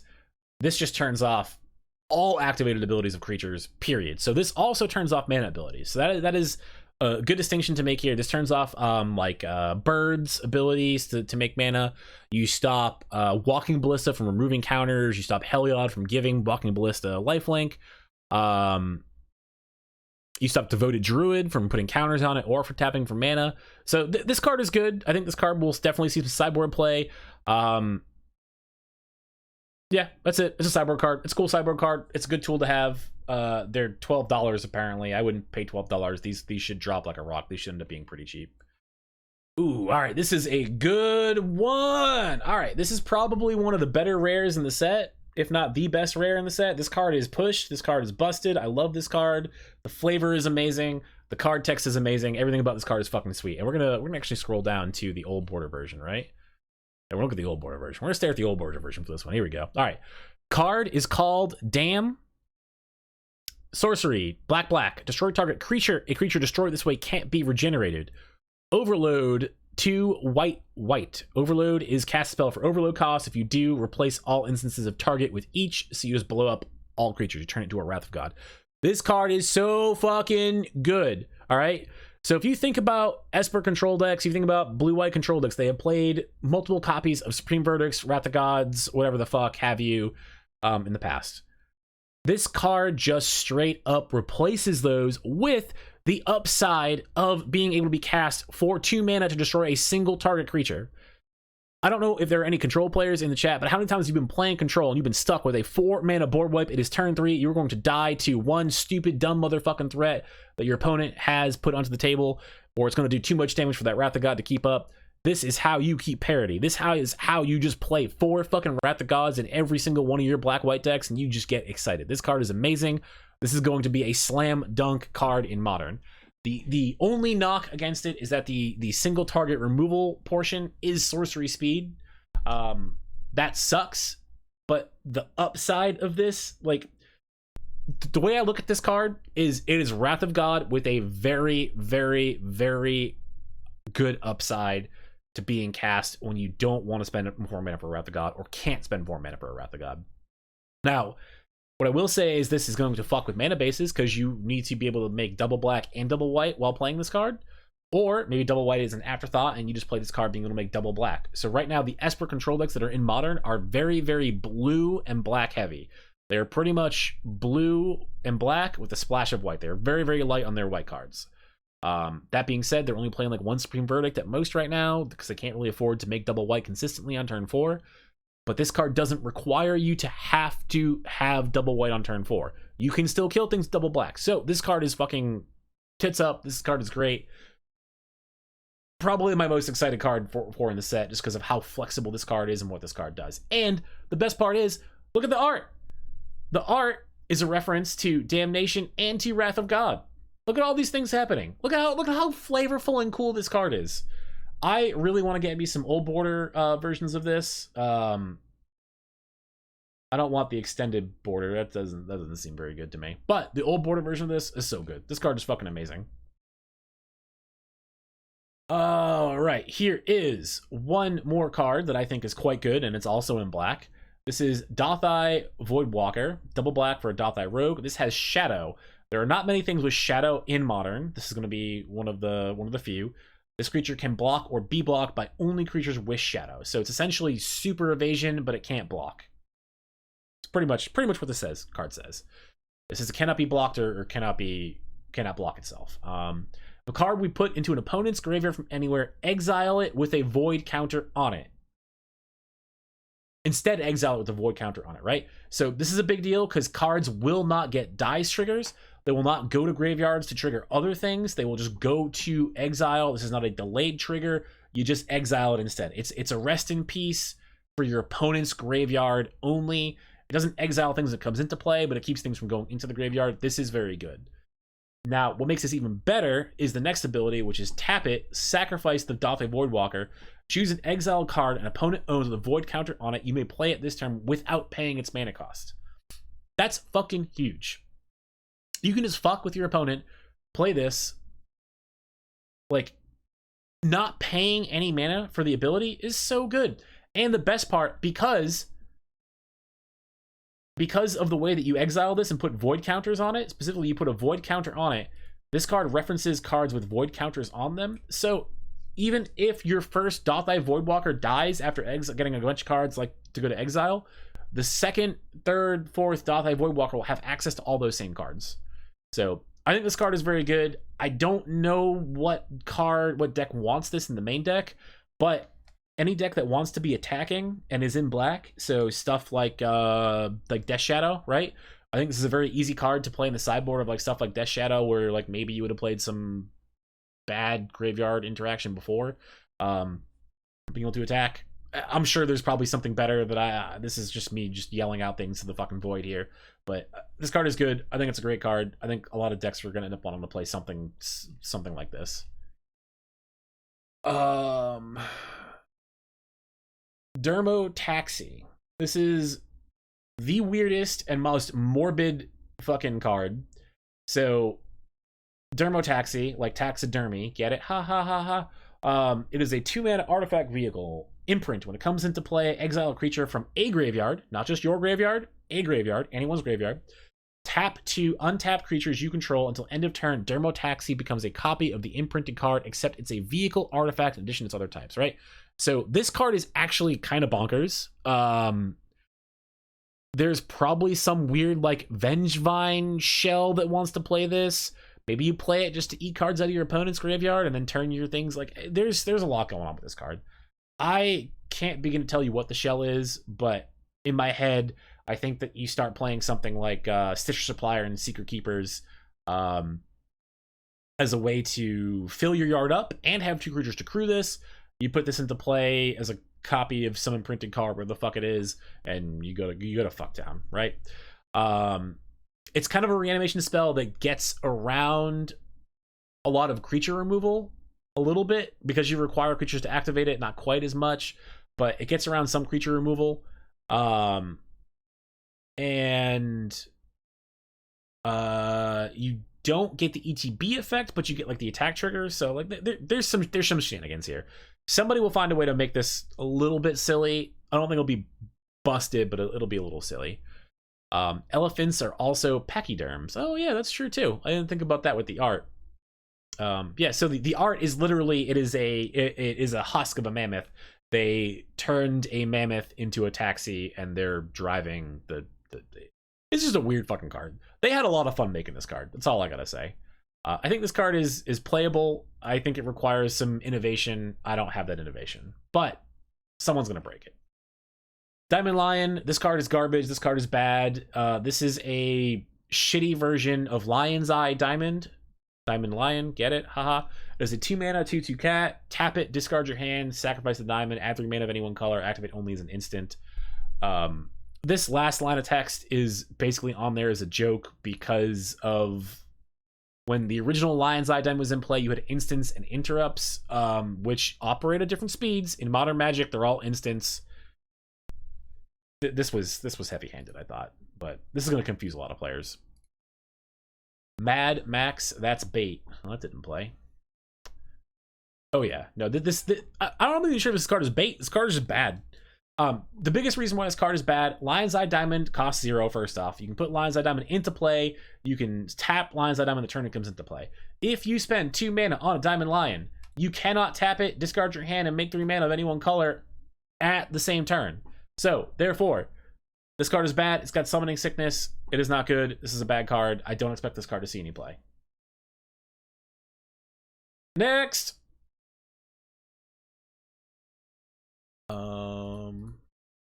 I gotta just do unique art. I'm not gonna change it now. Alright, Dress Down, Flash, ETB, draw a card. Creatures lose all abilities. At the beginning of the end step, sacrifice Dress Down. I think this is a cool card. This is obviously a sideboard card, if I've ever seen one. It is a temporary hose. Is it? Okay, let me rephrase. This card is a temporary hoser for your opponent's creatures, or it could be a temporary way to take negative abilities off a creature that you want to cast. Stuff that comes to mind is like Phyrexian Dreadnought, not a modern legal card, but Phyrexian Dreadnought is a 1 mana 12/12, I think. Comes into play, you have to sacrifice 12 power worth of creatures, or sacrifice the Dreadnought. This would keep that creature from having that ability, because creatures lose all abilities. That includes creatures entering the battlefield. So there are some tricks with this. The cool thing is it's an enchantment that acts like a spell. So it's an enchantment that comes into play. It dies end of turn. You can bring the enchantment back by doing other things. Say Luris, for example. Luris would let you play this back because it costs 2 mana. So I think this card is good. This is a cool sideboard card. It's good tech. I like it. Enchantress's Presence is a reprint to modern card. This is part of the enchantment theme they are pushing. It's 3 mana. Whenever you cast an enchantment spell, draw a card. Maybe this sees play, maybe not. I'm not super high on that one in particular, but I will say reasonable reprint. It's had a couple prints from Onslaught and Commander recently, so whatever. It's an EDH card people like. Maybe it'll see play. Esper Sentinel. Whenever an opponent casts their first non-creature spell each turn, draw a card unless that player pays X, where X is Esper Sentinel's power. So this is kind of like a bad Rhystic Study. And I think this card is quite good. I think this card taxing your opponent while giving you value is probably better than people might realize. It's an artifact creature. It's in white. You can play it in Death and Taxes. I think this card will end up seeing some play. It's not super exciting. It certainly gets better the more you find ways to pump it up.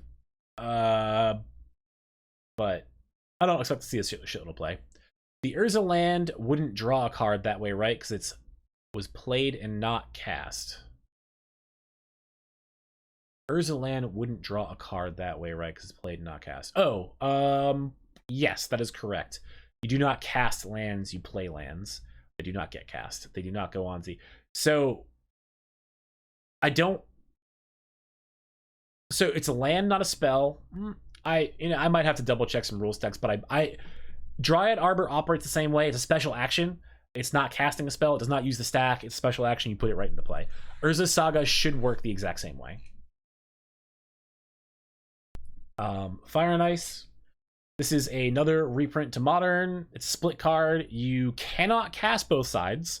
Unlike the ones that were in the Return to Ravnica block that had Fuse, you cannot cast both. You have to pick. You have to pick.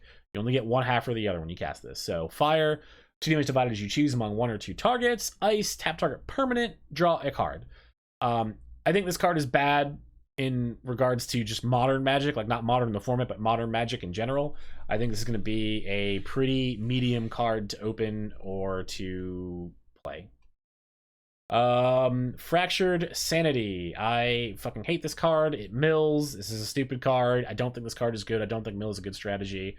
Blue, blue, blue. Each opponent mills 14 cards. Cycling, 1 in a blue. Whenever you cycle it, each opponent mills 4 cards. So it's 2 mana. Your opponent mills 4, you draw a card. Whoop-de fucking do. It is instant speed to cycle it and do it that way. I don't care. All right. Cool card here. This is one of the 5. I think it's one of each color. There's one of the 5 suspend cards in the set that have no mana cost associated with them. You cannot cast this card by normal means. It does not have 0 CMC. It has a null CMC. It has no CMC. There's no mana value, I should say. No mana cost. No mana cost, there is a mana value. Those are 2 different things in Magic right now. All right, Gaia's Will. Until end of turn, you may play lands and cast spells from your graveyard. If a card be put into your graveyard from anywhere this turn, exile that card instead. So this is a throwback to Yawgmoth's Will, if anyone recalls that card, which is an incredibly busted black Magic card, which is 2 and a black and does the exact same thing. This card is way slower to pay off. It's suspend 4. You pay a green, spend it, wait 4 turns. So at earliest, you get this to go off turn 5 if you suspended it on turn 1. Now, what you're doing with this card is probably trying to find some way to combo off. I don't know what way in particular that is, but yeah, I don't know. I don't know what you do with this card. There's a couple ways to play this. You can cascade into it. You can ask for as foretold to cast it. So down with Rosewater Color Tyranny. Yawg Will is black. Yeah, so I think there was a Blogatog post where they talked about how Yawgmoth's Will printed at black, but the ability on the card itself is a very green ability and should have been green originally, is what Rosewater said. But both colors play in the mud. Having them do this is fine. It's fine.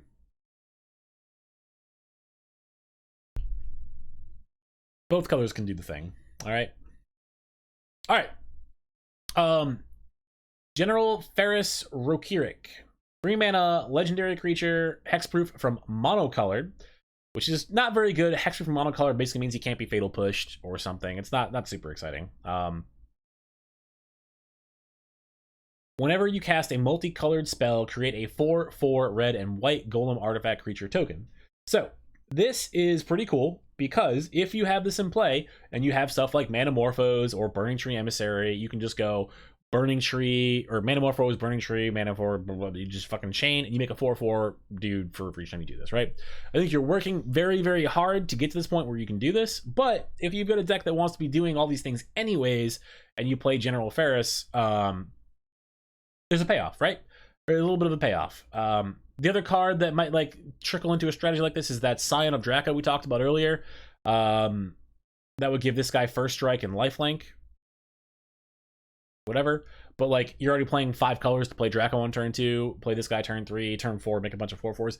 It's real fucking slow. It's not fucking great. I don't think this card is amazing. I don't think it's gonna see a lot of play, but I think there's some tricks. There's some stuff that can be that can go on here, you know?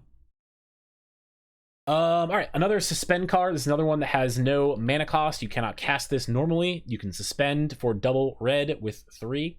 It is shuffle all permanents you own into your library, then reveal that many cards from the top of your library. Put all non-aura permanent cards revealed this way onto the battlefield and do the same for aura cards, and put the rest in the bottom of your library.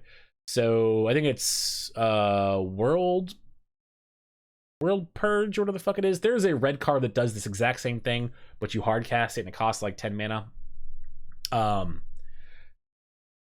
I'm not quite sure how you abuse this based on like how this is set up, because it's a suspend card. You want to be casting with As Foretold or Cascade spells. You do not want to be suspending this for 3 because it's really not a very exciting. It's just not an exciting thing to be doing, right? Like you're it's really not what you want. It's super slow. I don't know how good this card is. I think you're gonna be really innovative to make this card work, but maybe. Goblin Bombardment. This is a big deal. All right. This is a reprint to modern, 2 mana enchantment. Sacrifice a creature. Goblin Bombardment deals 1 damage to any target. So free sacrifice outlets, notably free enchantment sacrifice outlets, are a big deal because they are hard to interact with. It is not common that decks will have main deck answers to an enchantment. And there's ways to kill people. There's definitely ways to kill people with this. I'll mention Vengevine. There's probably Vengevine shells that want to play this. Putting Vengevine and Gravecrawler into your graveyard. Play Gravecrawler, sack it. Gravecrawler, sack it, and like you've got Vengevine back. You can now keep your Vengevines from getting pathed or swordsed. And it just does extra chip damage as you're going through the cycle. It's part of your system here. I think this is a cool card. I think this is going to see some play. I think that the people are going to like this.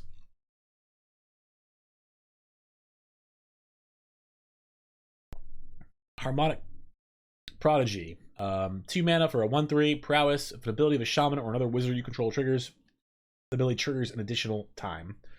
I don't know what to do with this. I'm gonna skip over it. Shamans and wizards. We're doing it.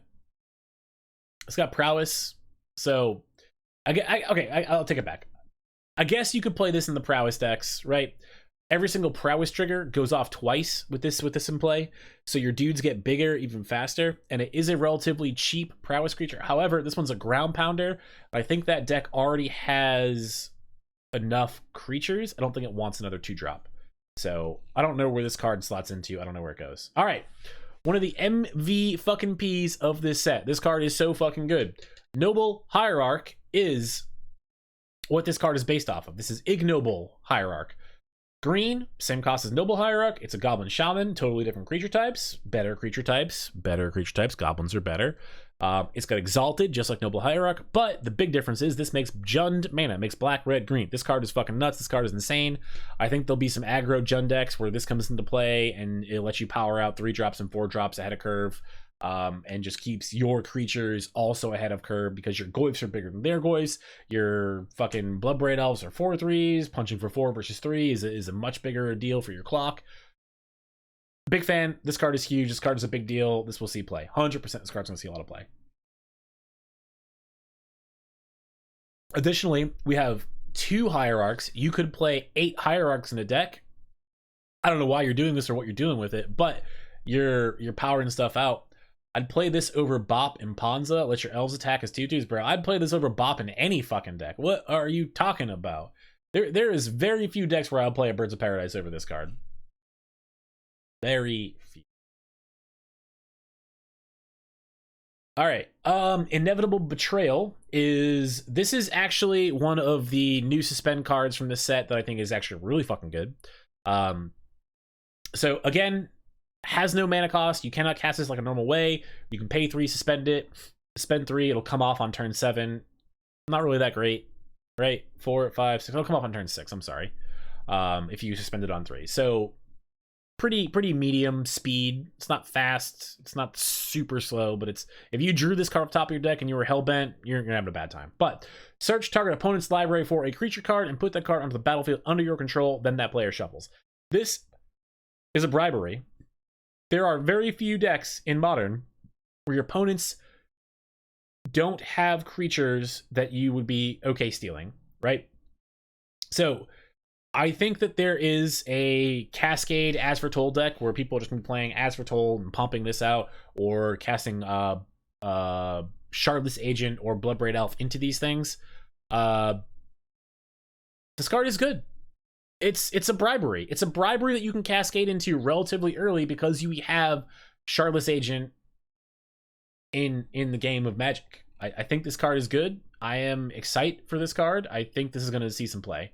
I personally am going to play this card. I am going to find this card. I'm going to play it. I'm going to have some fun with it. I'm going to have some fun. All right. Talk about Busted O'Clock. Okay, so reprint to Modern, Karmic Guide. I hope most of you are familiar with this one. I personally love this card. This is an EDH All-Star. There are combo decks with this. If you have a Revelark and this, and you have a sacrifice outlet of any variety, say a Goblin Bombardment, that's an instant kill. You Karmic Guide, or sorry, you Revelark, sack it, get back Karmic Guide, and something else from your graveyard. Karmic Guide comes into play. Karmic Guide gets back Revelark. Loop, rinse, repeat. All you have to do is have a free sack outlet to do this. There's other combos you can do with Revelark and this too. You can also add a carrion feeder into this combo that you can get with the Revelark. So that's another sack outlet you can get. It's part of the combo. I can't wait to play this in a Fair Shell. Nope, wrong. This will not see any play in a Fair Shell. It's got Echo. You can't play this in a Fair Shell. This card is busted. This card is so fucking good. This card is going to do some things in Modern. I promise you. This enables Revelark to do so many combo things in Modern. Get hyped, get excited. You're going to see a lot of Karmic Guide in Modern.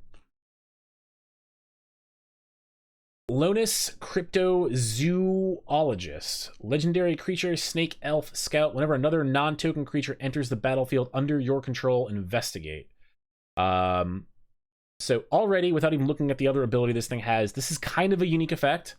In elves, right? Like in elf or in other tribal decks even, right? Like you play this card and you typically want to be playing like a lot of like cheaper creatures. And all of these investigate, which gives you a clue stone. So like it's not quite a Glimpse of Nature where you just like draw a card whenever a creature comes into play.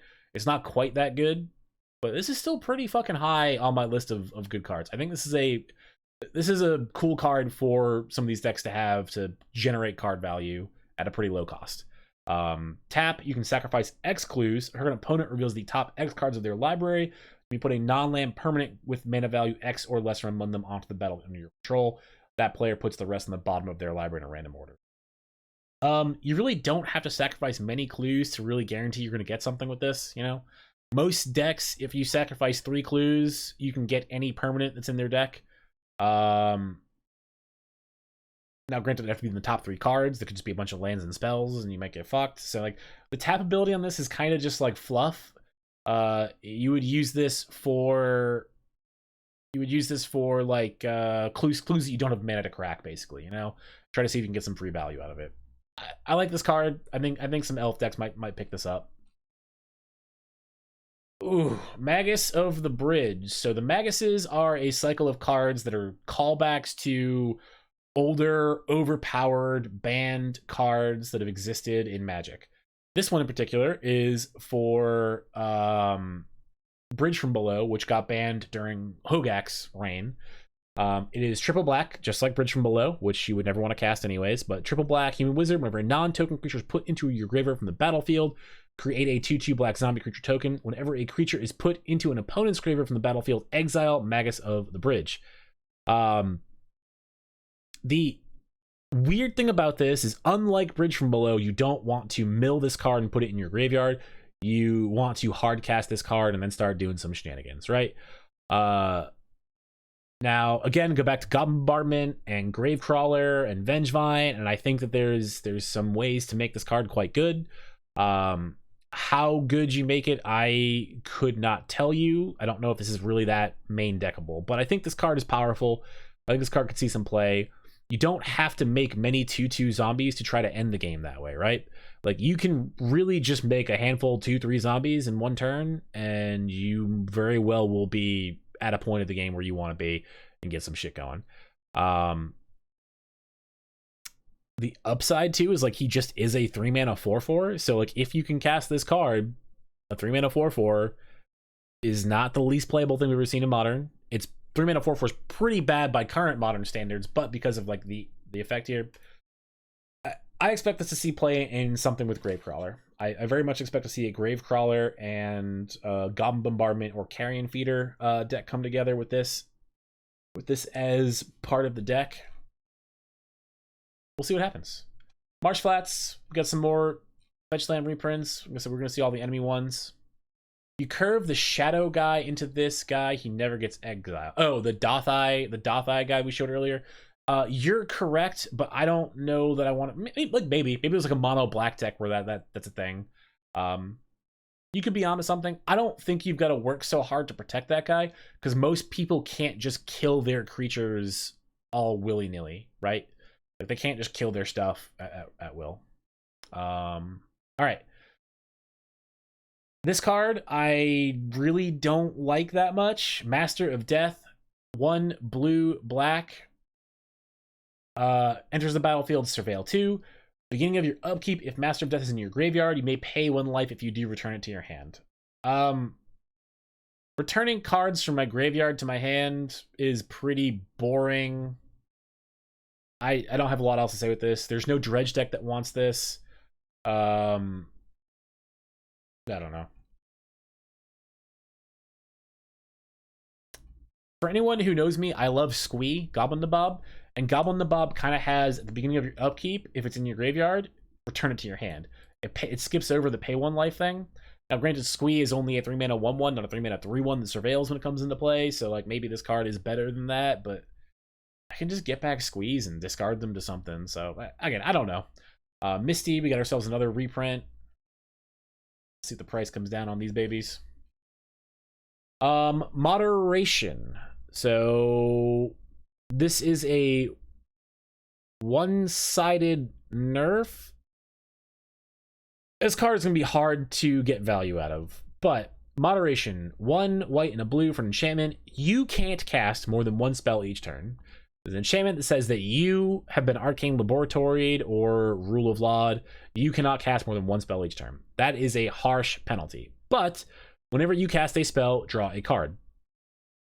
So if you were to play a lot of, like, flash spells or instants, right? You can play a spell on your turn, play a spell on your opponent's turn, so you can still double spell on every turn cycle. Which makes this card good, and all your cards replace themselves, except for your lands. I don't think this card is good. I think you would have to build a deck around this too hard to make this good, and I think at that point you're trying too hard to force something. So I'm not excited about that one. All right, I'm gonna take a short break. I have got to use the bathroom. I'm gonna grab myself a snack and get myself a drink. So I'm gonna leave you guys with a BRB screen, and I'm gonna play some music. I'll be back in just a minute, everybody.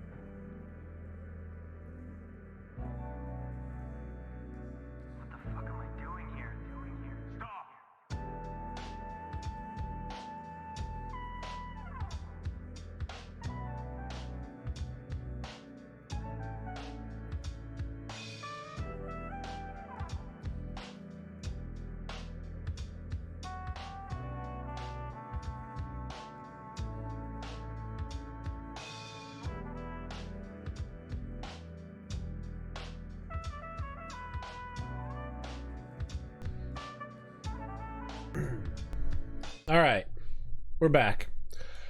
Apparently, I've had my category set to Tarkov for the past 2 hours. So, you know, good job, me. I'm the fucking best. I'm fucking smart. Oh, I gotta switch to the other view. Hold up, hold up. There we go. Okay, so, yep. All right, here is. We're gonna go back in. We are on to the middle of the rares at this point. If I gave you editor, oh, okay, well.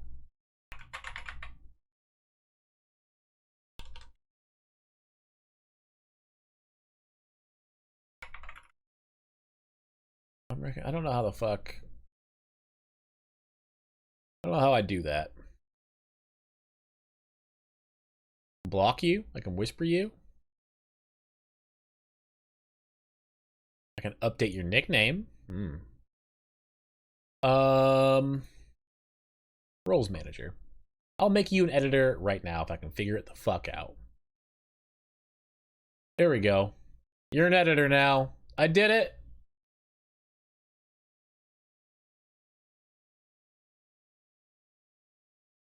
Congratulations. You've been upgraded. Now you can fix things. Don't abuse your power. You've been good so far. I appreciate you being helpful. I was a little wary about you. You made me a little you're a little wild cardy, you know? I don't know how it could have gone, but you've been good. All right. Rares. Necro Goyf. This is a Lurgoyf, one of the many Lurgoyfs, kind of a throwback to Tarmogoyf and some of the other, you know, Lurgoyfs like Lurgoyf itself. 5 mana.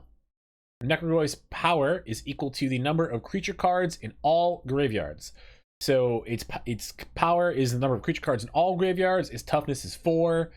Beginning of each player's upkeep, that player discards a card.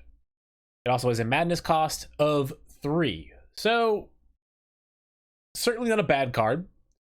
Not an amazing card.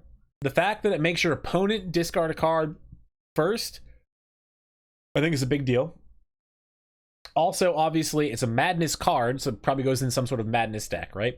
So, there are some madness enablers. There are some madness cards in this set. Are they powerful enough to make me want to play madness? Probably not, you know? But there is a world where there's some black-red madness deck where we're playing like Hollow Ones, we're playing Necrogoyf, we're playing Fiery Tempers, we're playing some other shit. I don't know how good that really is, but there's a world. Again, having your opponent be the first one to discard a card, I think is a big deal here as well. I think that helps it out a little bit. Not a lot of it, but it helps out a little bit. Nettle Cyst. Equipped creature gets +1/+1 for each artifact and or enchantment you control. It's got living weapon. It's got equipped to. This is pretty boring. I'm not excited about it. That's about it. I get a different role player, but still, this is just worse than regular Goyf. Okay, so it's not supposed to be like Tarmogoyf. It's a callback to this Goyf. It's not a callback to Tarmogoyf. It's a callback to other Lurgoyfs that predate. Tarmogoyf. Tarmogoyf is a callback to this Lurgoyf. But that card is a callback to this, which power is equals the number of creature cards in all graveyards. Its toughness equals that number +1. Well, don't compare it to fucking. I mean, you could. Could you? Yeah, it's 8th edition. I was pretty sure it's modern legal. Here we go. Tarmogoyf sucks anyways, just a vanilla beater. And Tarmogoyf is not at its prime right now. It is still in the top 50 played creatures in the format, but it is not at its prime. I get your point, but it has an ability where it, like, going back to this, since we have some contrarians in the chat, this card is better than I think you're giving it credit for. I think this card is infinitely fucking better than Lurgoyf itself, right? It's obviously worse than Tarmogoyf because you have to jump through hoops to even play it in the first place for it to be reasonable. But like the fact that it is a discard outlet for yourself and it forces your opponent to discard cards to hurt them, like that's a big deal. I think that's a bigger deal than you think it is. I know you're not trying to promote Lurgoyf.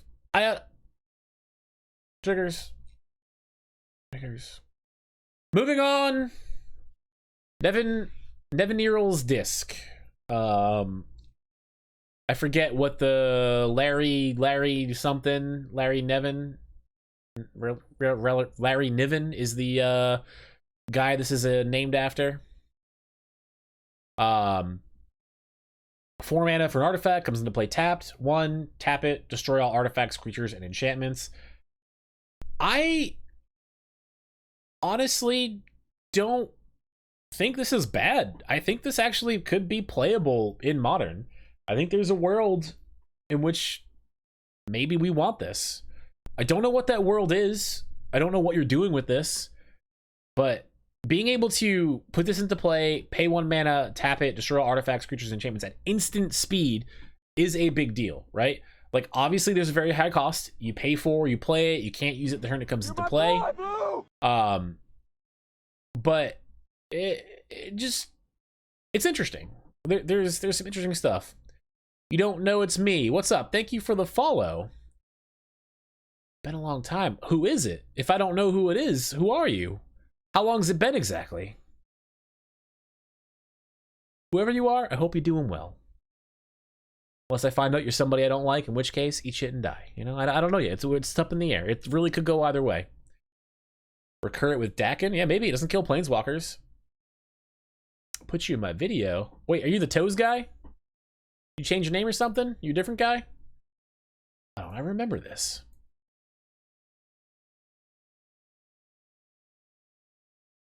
Been following you for a long time till you got banned? That's rough.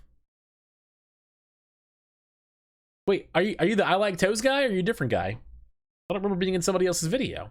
This must have been a while ago. It's your boy Big Toes. He solved the mystery. Got him. Got him. Alright. Moving on to... I'm the quickest one so far. I mean, I've only been in one of somebody else's videos. Not by my own will, at least. I'm sure there's some videos of me doing some shit when I shouldn't be doing it somewhere else, but... Oh, there's definitely a video of me giving a blowjob to a Snickers bar that a security guard at Kohl's has, but that's a story for another day. Alright? Couldn't remember your name, so I had to find your link in my video. Well, I appreciate you going back and digging it up. Welcome to the stream. Welcome back to the stream, I guess. Alright, Nykthos Paragon. I don't think this card is very good. We'll tell you why in a second, but it is a 6 mana creature off the bat. FD, big cost. Whenever you gain life and we put that many counters, whenever any +1/+1 counters on each creature you control. You may do this only once each turn. So, most of the decks that would want this sort of effect would want Archangel of Thune, where whenever you gain life, you put a +1/+1 counter on each creature you control, right? So you use this with like Spike Feeder, you remove a counter, gain some life, remove a counter, gain some life. You just loop that infinitely and make infinitely huge creatures and infinite life. This doesn't do that because you can only do this once per turn. Granted, you do get that many +1/+1 counters on each creature you control. So maybe there's a way to like one turn kill somebody with this shit. But yes, Archangel of Thune, infinitely better. I don't really think this has a home in Modern. Cool card, no home in Modern. I'm on breaks to go back to work. You can be streaming still in 5 hours. Fuck no, I'll not be streaming in 5 hours. I'll be fucking in bed. I'm East Coast, man. It's 9:30 where I am. I gotta work tomorrow. All right. Getting up there in the rares. We're getting towards the end of them right now. Obsidian Char Maw. This spell. All right, so this is a 5 mana dragon. Is a 4/4. This spell costs 1 less to cast for each land your opponent controls that could produce colorless mana. Flying. When Obsidian Char Maw enters the battlefield, destroy target non-basic land an opponent controls. All right, this card is fucking great. This card is great. I don't think this card is bonkers, but it is great. The reason why this card isn't bonkers is because by the time that you could cast this for 2 mana, your opponent who's playing Tron already has 3 lands in play and has already assembled Tron and has played a 7-drop. So you're gonna be fucked up at that point. But it's a cheaper 4/4 flyer. Like, I think this card is actually going to be quite playable. there's enough decks that have lands that make colorless mana that can make this playable. Eldrazi Tron's a deck, Mono Green Tron is a deck, Mono Blue Tron might be getting some tools in this set. I don't know. Just a discounted 4/4 flyer that blows up a land. It's okay. It's okay in my book. I like it. All right, this one's a sweet one. When 3 mana enchantment, Out of Time. When Out of Time enters the battlefield, untap all creatures, phase them out until Out of Time leaves the battlefield. Put a time counter on Out of Time for each creature phased out this way. All right. This is a board wipe, albeit a temporary board wipe. Also, one that your opponent can respond to or can interact with, right? So, how do I put this? This card is good because it is a reusable board wipe. This card is very good. Put it into play, get all the creatures, right? Get a couple counters on it. Maybe next turn, you play a 3-mana Teferi. We're not thinking much about it. We uptick Teferi, there's no creatures on the board. It's okay, it's gonna be fine. Next turn, your opponent's like, hey, I got another creature.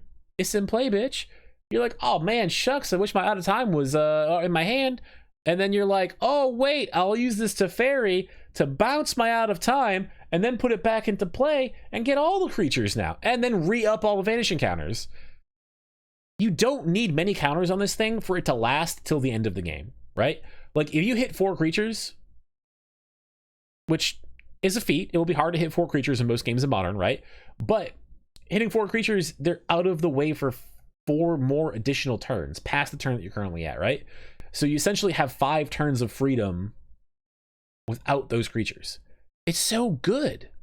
And then the fact that you can just pick it back up, like you can pick up Out of Time with 3-mana Teferi, you can pick it back up with Cryptic Command, you can reanimate it back with Sun Titan if we're going for some interesting places here.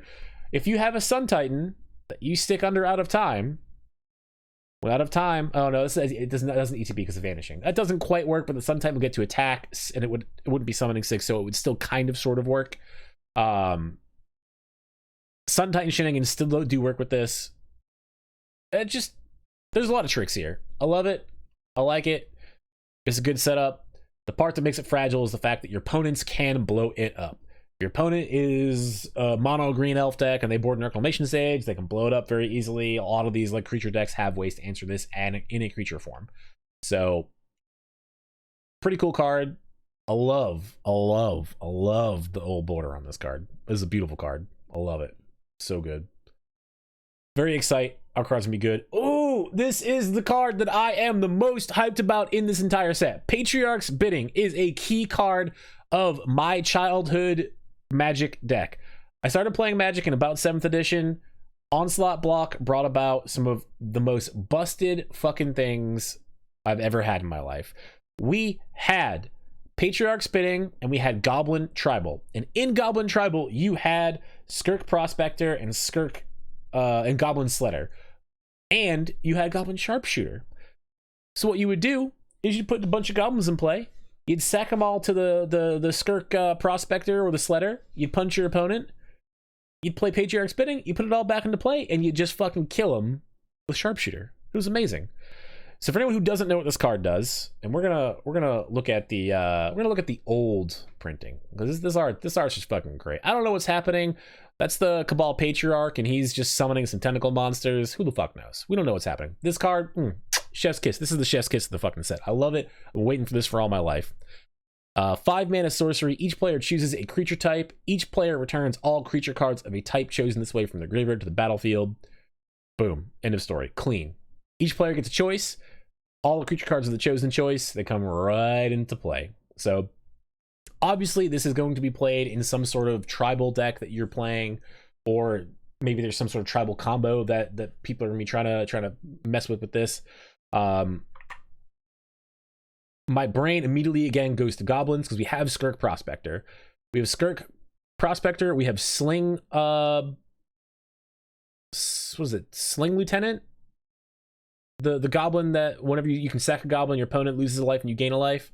And it makes tokens when it comes into play. It's like a small siege gang commander, sling gang commander, I think is what it is. So like you have a couple sack outlets, you have ways to abuse this. You can just play goblins and then just have Patriarch Spitting at the top end, have Skirk Prospector in there to let you like churn out quicker Patriarch Spittings. You can just play a bunch of cheap goblins, sack all the tokens from Sling Gang, and then just get it all back and do it again. And your opponent will lose a shitload of life. Your opponent will fucking hurt. They will suffer. They're gonna die. I love it. I love this card. I cannot wait. I cannot wait to pick up some of these. Note, the Onslaught version of this card is $45 fucking right now. This card has been needing a reprint for a while. This version is going for about 15 right now. I expect this to drop, obviously, but I'm excited. Sign me up. All right. So we have mentioned quite a few times throughout this stream so far about this particular card, Persist. Very aptly named sorcery reanimation spell. It is named Persist, and it shows a Kithkin like Lorwyn, which had the Persist mechanic. And like the Persist mechanic, this returns a creature, non-legendary creature, from your graveyard to the battlefield with a -1/-1 counter on it, just like Persist would have done if the creature had Persist, right? So this is why we've been talking about all these non-legendary creatures, things you can get back with this. So things that I'm excited about personally are the Archon we talked about originally. The other one is we've got Ashen Rider. So you've got Ashen Rider, ETBs or dies, exile target permanent, getting this in your yard, reanimating this. Just start going after your opponent's lands or permanents or whatever. When it dies, you just get more permanents. You've got Sundering Titan, also a fantastic one. Sundering Titan comes into play, get a bunch of lands. When it enters or leaves, right? So even if they kill Sundering Titan, which is a big boy, hard to kill, you get some more lands. So this one is great because if you put this into play and then your opponent removes it from play, their land base is going to be suffering. Yours probably will suffer as well, but whatever. I think Tidespout Tyrant is the other one. Yeah, here we go. Here's the other one. So Tidespout Tyrant is printed in Dissension. This is another cool reanimator target that is an old favorite of people. Put this into play. Whenever you cast a spell, return target permanent to its owner's hands. Target permanent. You can bounce lands. All you gotta do is play spells. So put this guy into play a bunch of cheap spells the turn after.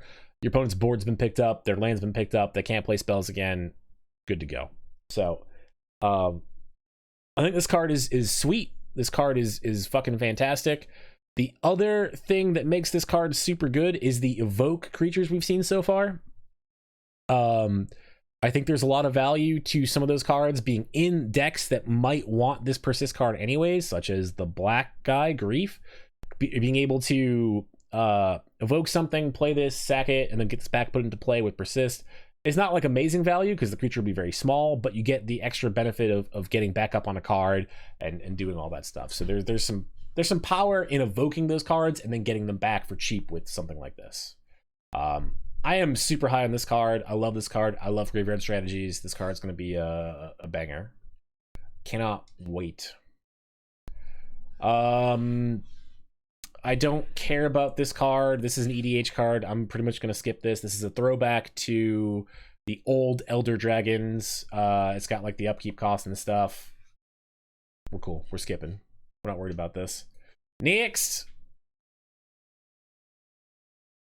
All right, here is another Reanimator card. So this one is worse than Persist because it's slow. It's a summoning sick card. But it is a 2-mana 2/2, white and black. Pay 3 life, tap it, sack it, return target creature card from your graveyard to the battlefield, activate only as a sorcery. You can then also unearth Priest of the Fellrights. This card is probably pretty fucking good too. Obviously, it's a reanimation spell that is weak to Lightning Bolt or Fatal Push or other removal spells. But it's got Unearth. So the big upside is if you're playing these graveyard strategies and you mill over something, when you get to unearth this card, it's got haste. You just put it right into play, crack it off. This card kind of operates in a similar vein as Unburial Rites does, right? So Unburial Rites is a 5 mana sorcery, reanimate target creature with flashback 4 mana. This is very, very similar to that. So I think this card is good. I'm pretty high on this card. I'm not like fucking like over the moon about this card. I do think that Burial Rites is probably better. But you know what? Having some extra copies of the cards you want in your deck can never be a bad thing, you know? More of these suspend cards. I'm iffy on this one. I don't really know how to evaluate this one. So step 1, Richard Kane Ferguson art. So art is amazing on this one. Profane Tutor has no mana cost, cannot be cast normal ways. Again, Cascade into it. Again, as foretold into it. This one does have Suspend 2 though, so you do get the benefit of casting this card for its suspend cost relatively quickly. It is a demonic tutor. You search your library for a card, put the card in your hand, then shuffle. I still don't know what deck would want to be doing this. Like, what deck would want to go turn 2, suspend, turn 4, tutor, go get something, and try to win the game or combo off or whatever, you know? Like, I like this card. I think it comes off suspend quick enough that it could just see play regularly, but I think it's bad enough that when you draw it late game, it becomes so unusable that it probably makes these cards unplayable. On the flip side, the art on these cards is fucking banging. So, you know what? Even if you open one, look at that fucking, this art is so fucking good. Look at that shit. It's so good. All right, we got 2 of these suspend cards in a row. Remember, there is one of these for each color, so I believe this is the last one. We've seen the red one, the blue one. Yeah, we've seen all of them so far. So this is the last one in that series. This one is also Suspend 2, Resurgent Belief.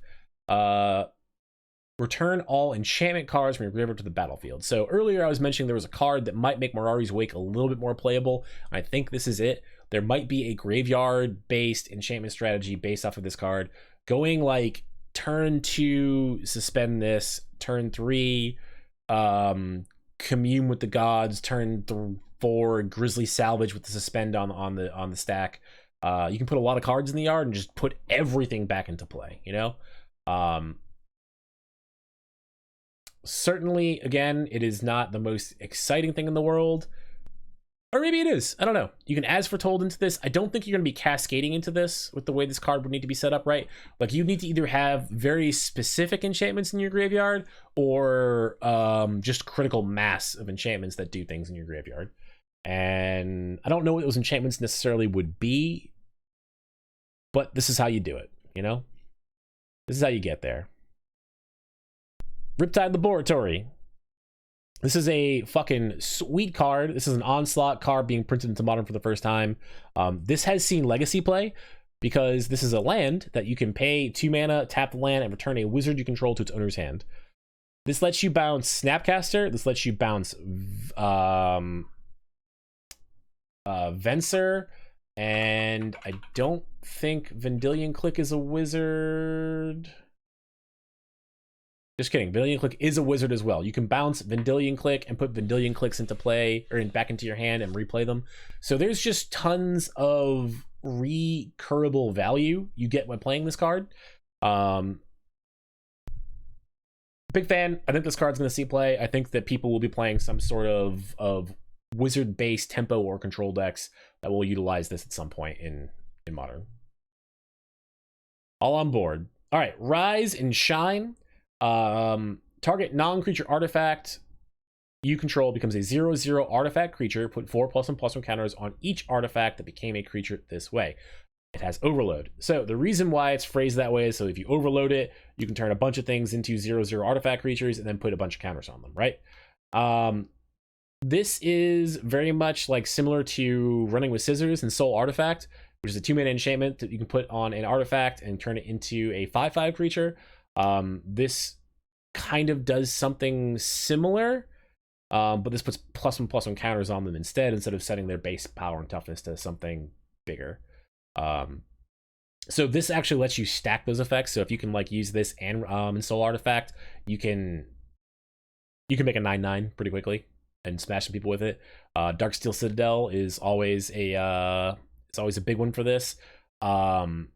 We're getting all the artifact lands in this one. We're gonna get to those probably a little bit later. I don't know how far I'm gonna go through the commons and uncommons, but in this set we have a cycle of artifact lands that come into play tapped. This can turn those all into creatures, so there's some payoff there. Alrighty. Rishadan Dock Hand. This is a throwback to Rishadan Port. This is a Merfolk card. It's 1 mana creature with Island Walk. 1, tap it, tap target land. This card is very good.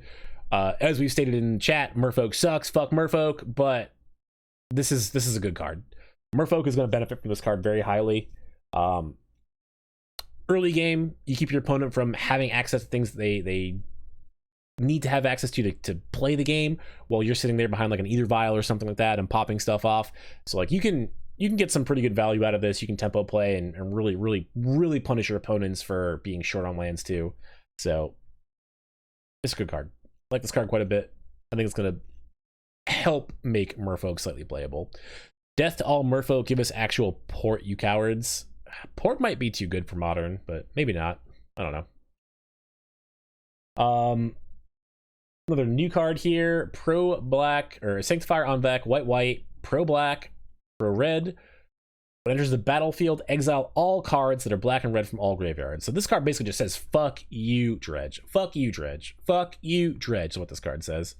A black or red permanent, spell, or card not on the battlefield we put into a graveyard, exile it instead. So it is a 2/2 rest in peace for black and red cards. This card is great. Sideboard card, obviously. Probably not going to be seeing any play in a main deck. It's also got protection, so like theoretically this is better than rest in peace because A, it attacks, and B, it cannot be killed by most decks that use the graveyard. Actual favorite card of the set. Haters gonna hate. Hey, like, all the power to you. If you like this card, I'm with you. This card is very powerful. I fucking hate you for liking this card because I am the Dredge player. But moving on, we have got Sanctum Weaver. This is a modernized printing of Sanctum of Serra, which sees play in Legacy, and that's the only place where it sees any play because it's the only place where it's playable. 2 mana for a 0/2 enchantment creature dryad. Tap it, add X mana of any one color, where X is the number of enchantments you control. So Serra's Sanctum, if I'm remembering the card name correctly, I'm pretty sure that's right, is tap it, add white for each enchantment you control. That one's a land, so it's you just put it into play and it makes the mana. This one has Summoning Sickness, so you're going to play this and then untap with it and then make some mana. So this one's going to be a little bit harder to get some value out of, but it itself is an enchantment. If there's an Enchantress deck, I think this is going to be a big part of it. Cool card, like this card. I'm all for printing stuff like this on creatures and making them a little bit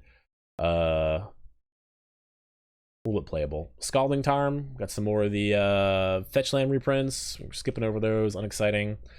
Search the perimeters when a creature attacks you or plays with control, investigate.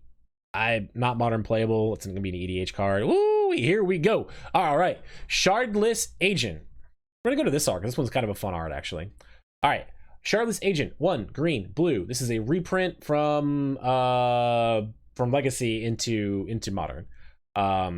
It is a 3 mana 2/2 with Cascade, which is just amazing. We've been talking about all those suspend cards we've seen. We talk about As Foretold. This is a 3 mana Cascade card. So I think this is a strict upgrade for Living End. Living End can stop playing some of the bad cards like Ardent Plea or whatever the fuck it was. So they now have a Cascade with a body on it. I think that's infinitely better than the other Cascade cards they were playing for most of them for the most part, right? Now, what I see this card doing is I see this plus As Foretold plus whatever, like Crashing Footfalls. Definitely seeing play. I think that this will see some play with like some of the adventure cards from Eldraine. So Brazen Borrower and what is the giant's name? I'm drawing a blank. Bone Crusher Giant. It's like Bone Crusher Giant and Brazen Borrower are both 2 mana spells this doesn't cascade into. So it lets you have 2 mana interaction, a 3 mana cascade spell, and then you can cascade into all of those free all those suspend cards that have no mana cost, right? So stuff like Crashing Footfalls or the Demonic Tutor or the thing gets the enchantments back, like whatever it is that you're trying to do with those decks. Also just value, like just 3 mana, go get a card, here's my 2/2 that gets me a card and draws me a card and plays it. Like, that's very powerful. Just end Eldraine, holy shit. Yeah, I mean, Eldraine, probably a mistake. Here's another enchantment that goes with kind of that, an enchantment deck we were talking about earlier, Solitary Confinement. 3 mana, so this is a reprint from Judgment. 3 mana enchantment. At the beginning of your upkeep, sacrifice Solitary Confinement unless you discard a card. Skip your draw step. You have Shroud. Prevent all damage that will be dealt to you. So this card has severe drawbacks. You skip your draw step, you sack it unless you discard a card, right? How the fuck do you win the game with this in play? The answer is, well, Squee Goblin Nabob. You play Squee Goblin Nabob, you discard this card to it. During your upkeep, Squee says, put this back in your hand if it's in your graveyard. So you get Squee back in your hand, you discard it back to Solitary Confinement, and you get to keep Solitary Confinement forever. Now, you do skip your draw step. However, if this is in play, and you're playing some sort of enchantment deck, and you're playing enchantresses, every time you play an enchantment, you draw a card. So you can still pretty much go infinite with your deck and still draw out your whole deck by just playing out enchantment, enchantment, enchantment, and drawing cards off of them, and getting ahead, and killing your opponent. And also being unkillable while you're doing all of this. So, you can disenchant Solitary Confinement, so it's not like a foolproof way to fog out the rest of the game. But this card is very powerful. I think that there probably are some combo. There's definitely some combos that this will fucking help facilitate. So expect to see this card. Soul Talisman. This is the second of these mana rocks they've given us. They gave us Mox Tanalite in the last set, which was a like 1 mana suspend 4 fucking Mox. These aren't good. These are bad. Getting your fast mana late is not helpful. This is not the kind of thing that wins games of Modern. You get a way to draw cards. Are there some aggro decks that can't beat Solitary Game 1? Oh, yes, 100%. There are a lot of decks that just cannot beat Solitary Confinement in Game 1. As long as you can get Solitary Confinement and Squee in your hand, Mono Red and Prowess, they can't do shit. They don't really have any way to interact with you. Like that's just it. And you skip your draw step, you can literally just draw the game out and win that way. So you can do it. Back to Soul Talisman. I mean, you can cascade into this.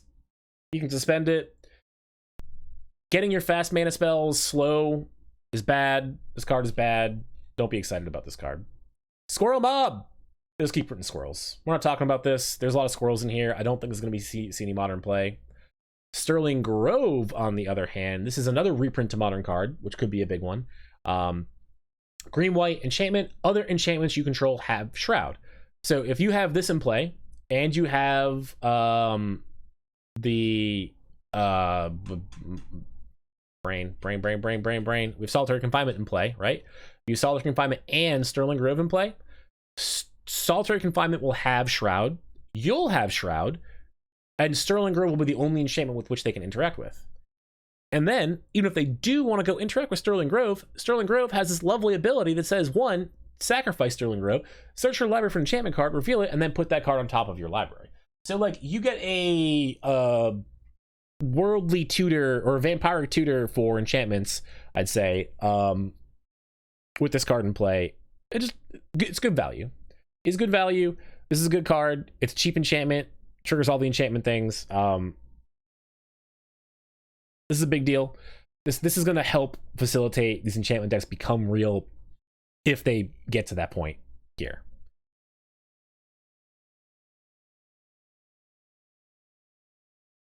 All right. Other fun card. Fun card? Good card? This card's actually quite good. So, Suspend, instant, 1 blue mana. Exile target creature and put 2 time counters on it. If it doesn't have suspend, it gains suspend. Now, if you don't understand what suspend is at this point, beginning of your owner's upkeep, the beginning of the card's owner's upkeep, remove a time counter from that card. When the last is removed, that player plays the card without paying its mana cost. If it's a creature, it has haste. So it's a temporary removal spell for any creature on the board, right? However, there are ways to make it a permanent removal spell if you're playing stuff like Ingesters. I'm not suggesting that you go out here and grab oh god, what is the it's Eldrazi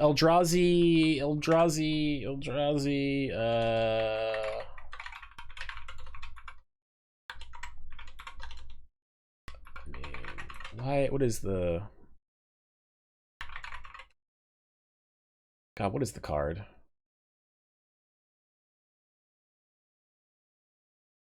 Is it not called Eldrazi?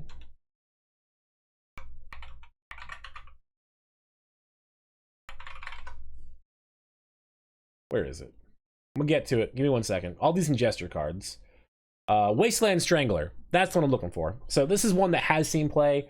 Black card enters the battlefield. You may put a card your opponent owns from exile into that player's graveyard. But if you do, target creature gets -3/-3 until end of turn. There are a couple of these. That's probably the only real one that you would ever see any play with. I don't know that any of these other ones would be worth doing anything with, but like, there are ways to make this a permanent exile. I do like this card quite a bit. Even if you're just playing like a Delver deck and you just need to like deal with a creature, you can not be in black and now just like have a removal spell that buys you exactly enough time to finish out the game. So I do think this card is going to see play. I think this card is going to see a lot of play in the blue-red blitz decks. Probably not main deckable in the blue-red blitz decks, but it'll see some play. Sylvan Anthem. Green creatures you control get +1/+1. Whenever green creature enters the battlefield under your control, scry 1. So green is just getting a jacked up Anthem. I don't know how good this is. It scries whenever a creature comes into play, which is still value, right? It's a 2-mana Anthem, so it's Crusade for green creatures. I don't know. This is probably playable. It's probably playable somewhere. I don't know where. Somebody wants it. We have another Enchantress, Sithis Harvest Hand, a 2-mana Enchantress, which is a big deal. She's only 1/2, not very big, but whenever you cast an enchantment spell, you gain 1 life and draw a card. So again, back to the Solitary Confinement deck, back to the Sterling Grove deck. You're in green-white, you're playing a bunch of enchantments, drawing a bunch of cards, gain a bunch of life. You're just churning. You're just churning. Just moving through the deck, just doing your thing. The art on this is actually like really pretty. I'm actually like a pretty big fan of the art on this card. Who does this? Ryan Yee. I don't think I know Ryan Yee. This is the sketch. The sketch looks cooler. Outside of like how colorful this is, the sketch is like way cooler looking than the regular one. Ooh, this is one of the ones we were talking about that had the thing. Action, we'd like you to just design Sithis, a legendary green and white aligned female dryad who's closely tied to Karametra, the god of the harvest. She's not a fucking dryad, she's just a nymph. She doesn't have the creature type dryad. We just went through this. We just went through this with fucking Dryad of Elysian Grove. It's a dryad that's just a nymph, and they errated it to be a motherfucker. Are you kidding me? We just went through this. We just had this problem. What, like, so for anyone who doesn't remember this, Dryad of the Elysian Grove, enchantment creature, nymph. It doesn't have the creature type dryad. It has dryad in the fucking name. How confusing is that? It's not that relevant. It's just fucking weird, right? It's fucking weird. So this was made as a dryad that's just a nymph. Then we go over here.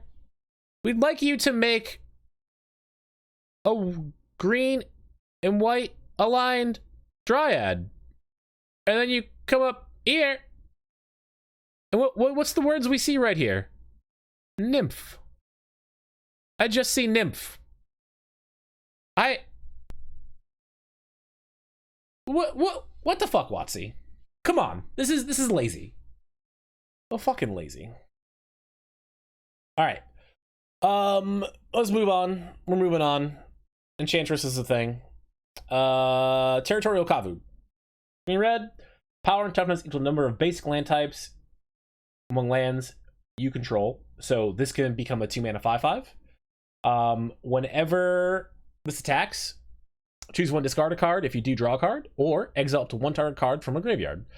This card's pretty fucking good. I think this card is quite good.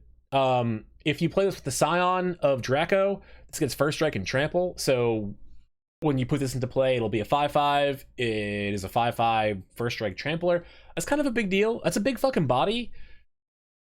Like, it's only going to be smaller than some Tarmogoyfs. So this is a good card, I think. I mean, like, it's not quite... I don't know. I'm high on this card. I think this card is good. I think there'll be some 5-color zoo domain deck going on. We'll have to wait and see. All right. Busted card time. So, has anybody ever played Affinity and cast a Thought Cast? If you ever cast a Thought Cast, you probably felt great. Probably spent 1 blue mana. You drew 2 cards. You played some spells. Well, now your Thought Cast costs 2 more mana, but it also comes with a body. So Thought Monitor is a 7 mana 2/2 artifact creature. Affinity for artifacts, flying, enters the battlefield, draws 2 cards. This card is stupid fucking good. This is such a good card. Yes, 7 mana is a lot with Affinity, but we have played Mirror Enforcers in other formats, and they've been playable and castable for near to free, right? We are getting artifact lands in this set. Whether or not they'll be good enough to do anything and see any play because they come to play tapped, I don't fucking know. But this is a good card. This is just a good card. Yep, artifact lands. Artifact lands coming to play tapped.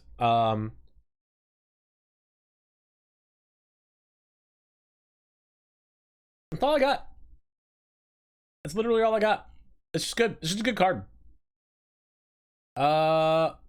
This is a not so good card with a really cool throwback. So Timeless Dragon is a callback to Eternal Dragon, which was a big old dragon. It was a 5/5 flyer. It had plane cycling, but it had a way to return it from your graveyard to your hand. This dragon, however, is 5 mana, flying, plane cycling for 2. Go get a plane, put it in your hand. Eternalize for 4 to make a 4/4 copy of it by exiling it from your graveyard. So, I don't think this is modern playable in any stretch, but maybe it's like a one of in some blue-white deck somewhere. I don't fucking know. The art's very pretty. The callback's really cool. It's got Eternalize instead of Flashback, and it has the Flashback symbol from Judgment. So, cool card. I like the throwback. Not playable, in my opinion. Here is the other part of that Persist graveyard deck we've been talking about.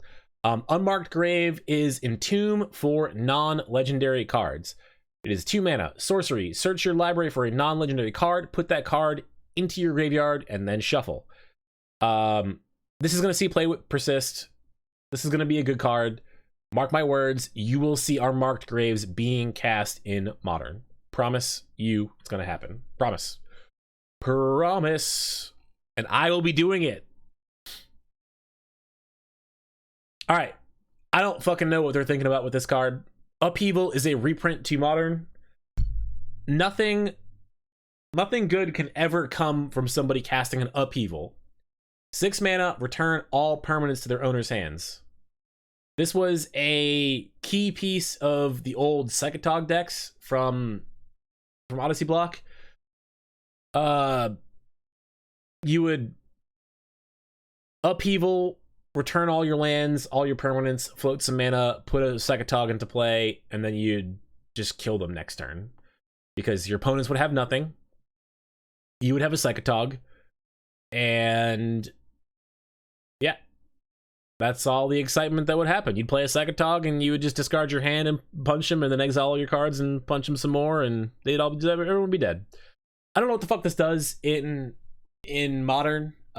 People were talking about this seeing play in like Mono Blue Tron. And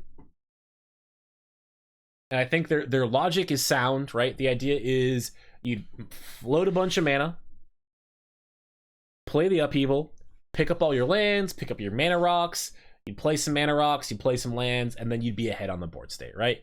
And your opponent would be back to square zero. So there is maybe a deck that can play this and really ruin some people's days. Mono Blue Tron players are delusional. However, if they can pilot the game to a point where they can cast an Upheaval and do exactly what I just said, you're going to have a bad time. Bad time. Bad time for everybody. Well, bad time for not the Blue Tron player, everybody else. I don't know. I don't think it's good. I don't think it's a winning strategy. I think this is too difficult of a fuck you card to play. We'll see. Here is the first card that they spoiled for us, and this card is also a pretty big doozy. The card is Urza's Saga. It is a land. It is an enchantment land with type Urza's Saga. It is a saga. It is a land. This is the only land that is a saga that exists in Magic at the current moment. The first step to the first chapter, whatever the fuck you want to call it, the first chapter is just the land taps to make a colorless mana. Unexciting, nothing special. The second saga is Urza's Saga gains 2, tap it, create a 0/0 colorless construct artifact creature token. This creature gets +1/+1 for each artifact you control.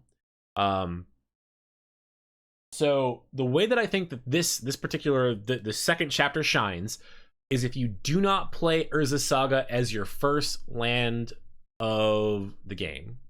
What you want to do is play Urza's Saga as your second land of the game, right? That way when you enter the second chapter, you have access to 2 mana plus the saga. Oh, that still wouldn't work, actually. You have to play just your third land.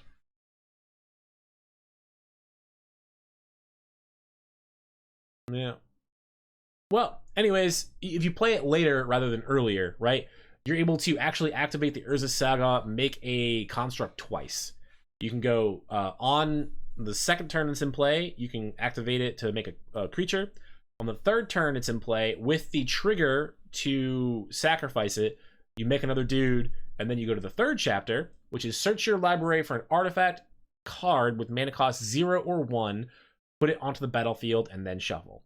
So the key piece here is it says search your library for an artifact card with mana cost 0 or 1. You cannot get something that has a mana value of 0 or 1. It has to explicitly have a mana cost of 0 or 1. I don't really know what you're getting with that in Modern. You cannot go and get the Soul Suspend card we saw earlier. You can't go get artifact lands. So you can't replace this with an artifact land when you do this. Expedition Map is the thing that comes to mind. I know somebody talked about getting Amulet of Vigor with it, but I think this is way too slow and way too unwieldy for that. I don't think you want to get Amulet of Vigor with this.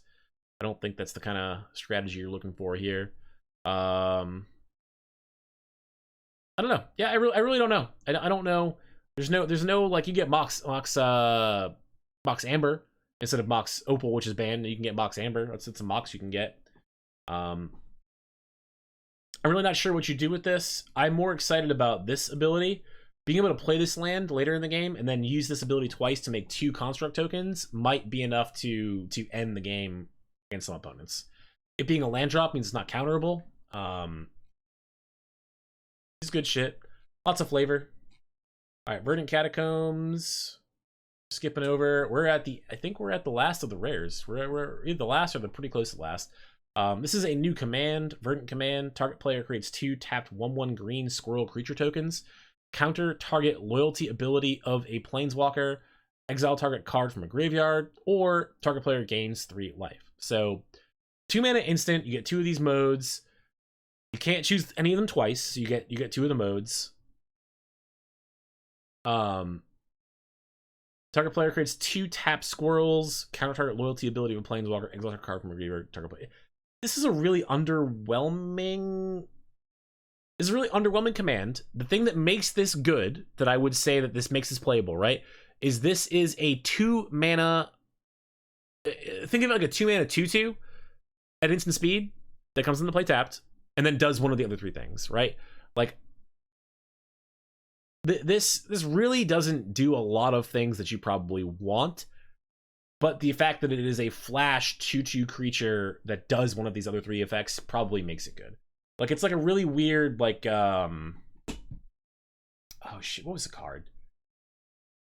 What is the green-white creature that when it comes into play you can blow up an artifact or enchantment, or you can gain 4 life, or put counters on it? It's kind of like, I kind of think of it like that card, right? Like it's a very flexible spell.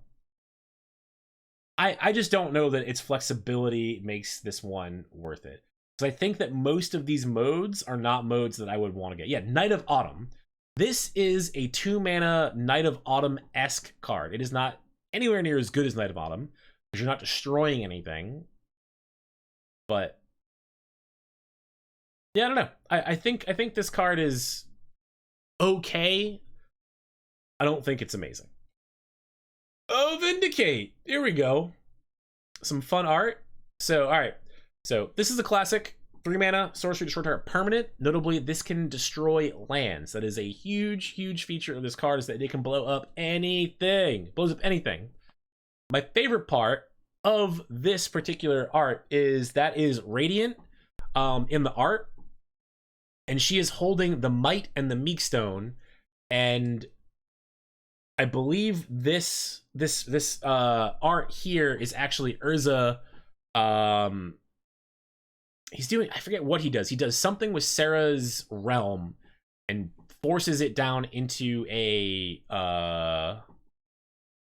Power Stone. And when he does so, his like spark ascends, and the Might and the Meekstone both get implanted into his fucking skull and become his eyeballs. So like these 2 stones right here are actually Urza's eyes. They're just not his eyes yet. And this is Radiant, which is another famous angel in the lore. Remember, she did some kind of sketchy shit, but I can't remember what it was exactly. There's like 7 V cards. Jesus Christ. This is another hate artifact. Void Mirror. Whenever a player casts a spell, if no colored mana was spent to cast it, counter that spell. You're just fucking over Tron. You're fucking over Eldrazi Tron. It's just you're just fucking with these people. Bugging them. So the nice thing too is this does 2 things. It kills colorless decks, right? So like it kills like mono green Tron. A lot of spells in there. They have to use a forest to cast their stuff, so it makes it a little bit harder for them to pilot. Eldrazi Tron is just straight up just like fucking can't really interact with this at all. And also like anyone that's playing free spells, so if somebody wants to evoke Grief or Subtlety, they can't do that with this in play. They've got to hard cast it. So good card. That's a good hate card. Void Mirror. Wonder. Oh my god. So many cards at the end of the fucking alphabet here. Wonder, another reprint. This is a cool one. It's an incarnation, so it's in your graveyard. It has an effect, and the effect is if you control an island, a creature you control have flying. So this is a cool one. I don't know again where you want to play this, but there's somewhere. Oh man, Yavimaya, Cradle of Growth. This is the green Urborg. This card is fucking busted. Fucking busted. I'm glad they're doing this. It does sounds like they're not gonna do more of these for modern, but this is a good one. I like this card quite a bit. This is cool. This is sweet. There are some things you can do with this with Elvish Reclaimer and with not just Elvish Reclaimer, Knight of the Reliquary. You can use Knight of the Reliquary to now sack any land you control and go get any land in your deck. So there's some. This makes Knight of the Reliquary more playable, which is a big deal. I'm skipping over the flip guy. We don't care about the flip guy. Zabaz. I'm skipping over that guy too. Green gets everything. Oh my goodness. All right, I am gonna go to set rarity uncommon.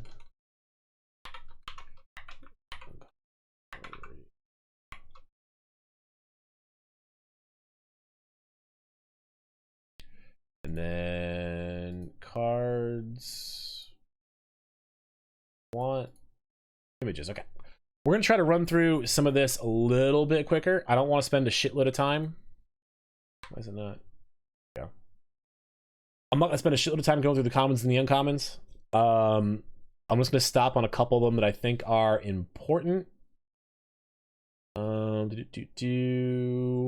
Where are we? Where are we going to stop? All right, Blazing Root Walla. All right, so we saw a couple cards that had madness. They had a couple effects on them. It was interesting that there is a madness effect going on in the set. There's a lot of like I want to discard stuff and get some benefits. Blazing Root Walla is a modernized version of Basking Root Walla. It is a 1 red 1/1. Unimpressive, but madness 0. So if you discard this for value to something else, you can play it for 0 mana. That's a big deal. That's a big deal. The other thing this does is that you can pay a red mana and give this Rootwalla +2/+0 until end of turn. Like, that's pretty good. Having a free 3/1 effectively is a big deal. And the fact of when you're discarding cards, typically you're discarding that card to get some sort of other advantage. So you get that other advantage, you play this card for free, you get a body, you get the other advantage, you get both things that kick in, you're good to go. If there's a Madness deck, this is most likely going to become a key piece of that Madness deck. So I'm excited for this. I'm going to say it again, but Vengevine, I want to play Vengevine with this. We're going to do some Vengevine things, and I'm ready for it. All right. Interesting card. Bone Shredder reprint comes in, kills some things. Mythic commons and uncommons the set. Yeah, that's fucking true. Break the Ice. Uncommon. This card is important because black, destroy target land that is snow or could produce colorless mana. And you can overload this to destroy all lands that could produce colorless mana or are snow. This is an important card. This is an important card for so many decks in Modern because on your turn 2, on the play or the draw, you can take the Tron player off of their land to make sure that if you are on the draw, you can stop them from assembling Tron on turn 3. Before, the best way to do this was using Fulminator Mage or other bullshit. You could not stop Tron. If you were on the draw, you were fucked. You lost. Oh, time him out. Time him out. Get him. Send him to the fucking Shadow Zone or whatever the fuck that shit is. This card is a big deal. This card is a very big deal. Expect to see this card in people's sideboards. I don't want to talk about Brainstones. Nothing super exciting there. Can't block. Counterspell. Okay, all right. So we got Counterspell in the format. I don't think that Counterspell is going to break Modern. I don't think it's going to be a big deal at all, honestly.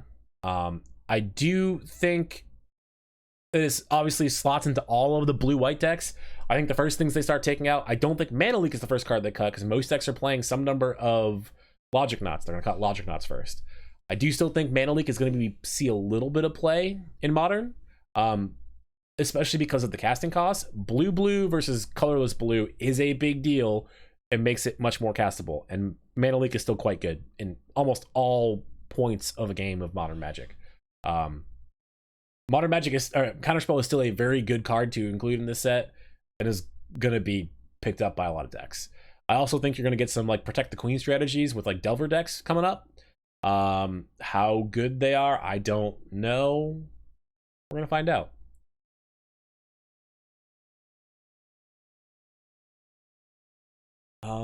Nothing super exciting here. We have got Flame Rift. 2 mana, deal 4 damage to each player. So Burn might pick this up and start playing these. It's just an extra way to deal a lot more damage and push some damage in. It is symmetrical, quote unquote, but when you're playing burn, you're not taking damage from your opponent typically because you're racing. So it's very asymmetrical. This card is weird. It does beat Leyline, yes. It does beat Leyline at Sanctity too, which is a big deal. Flame Blitz is a weird one here. Beginning of your end step, it deals 5 damage to each Planeswalker. It's an enchantment. It's a red enchantment. So there's not Super Friends decks in Modern, so this doesn't really have any playability, but this is a card that certainly is going to be something to think about if there's ever some sort of like Super Frenzy deck that pops up in Modern. Flame Tongue Yearling is a card that I think is actually pretty good. This is a throwback to Flame Tongue Kavu. Flame Tongue Kavu is 4 mana, 4/2, comes into play, deals 4 damage to a creature. This one is 2 mana, 2/1. When it enters the battlefield, it deals damage equal to its power to target creature. So you can multi-kick this to put counters on it. So if you multi-kick it, which is 2, you pay 4 mana total, you end up with a 3/1, and then it does 3 damage when it comes into play. So it's worse. It's worse than Flame Tongue Kavu on rate for 4 mana, but a 2 mana 2/1 that comes into play and does 2 damage to another target creature, that's a very good creature. That's very, very powerful. That is very good. I think this card's going to be a Modern playable card. I expect to see this card in a lot of decks. I don't know what double red deck exists that would want something like this, but I promise you this card is good, and this card's going to see some play. Nothing exciting there. Unearthable. Okay, yes, it is unearthable, it is claimed defameable, and it is lurusable. So the most important of those 3 is that you can Lurrus this card back and pay the multi-kicker. So you Lurrus, get this back, multi-kick, and do some things. You can get some value with that shit for sure. Nothing super exciting here. Gorilla Shaman is a reprint to Modern. XX1, destroy target non-creature artifact with mana value X. It's very expensive to blow things up, but if you need to recur and blow up a lot of artifacts, you just pay a mana, blow up an artifact token. Like, this definitely does it. Greed, this is not something we care about. That's a reprint to Modern. Hunting Pack for the green Storm deck is a maybe, you know? That's a reprint to Modern. This is a card that we were talking about. I don't know how good it is, this Junkwinder.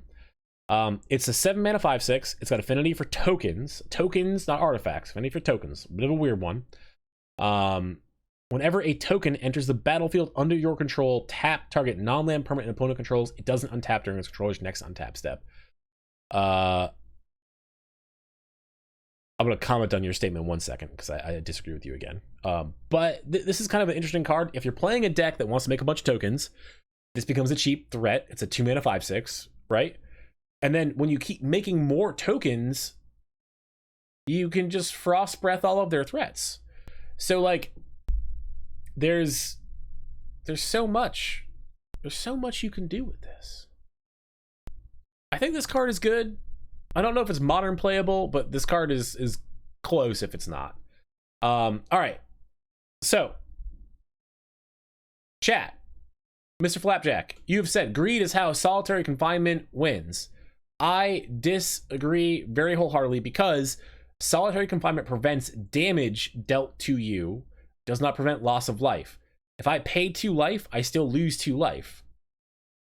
So you can't rely on this as a way to win. All your takes have been pretty medium tonight, Triggers. I'm sorry. I'm gonna argue with you. If I disagree, it's my fucking channel. I'm here to disagree with you. You don't have to agree with me, but you're here to disagree with me. So really it works both ways. It's a 2-way street. It's a fucking telephone. But because you've got to pay 2 life and not not it does 2 damage to you, I think that solitary confinement's still not gonna want this card because you're still just gonna end up being behind on life and still kill yourself. Like you'll be very easily unable to activate this.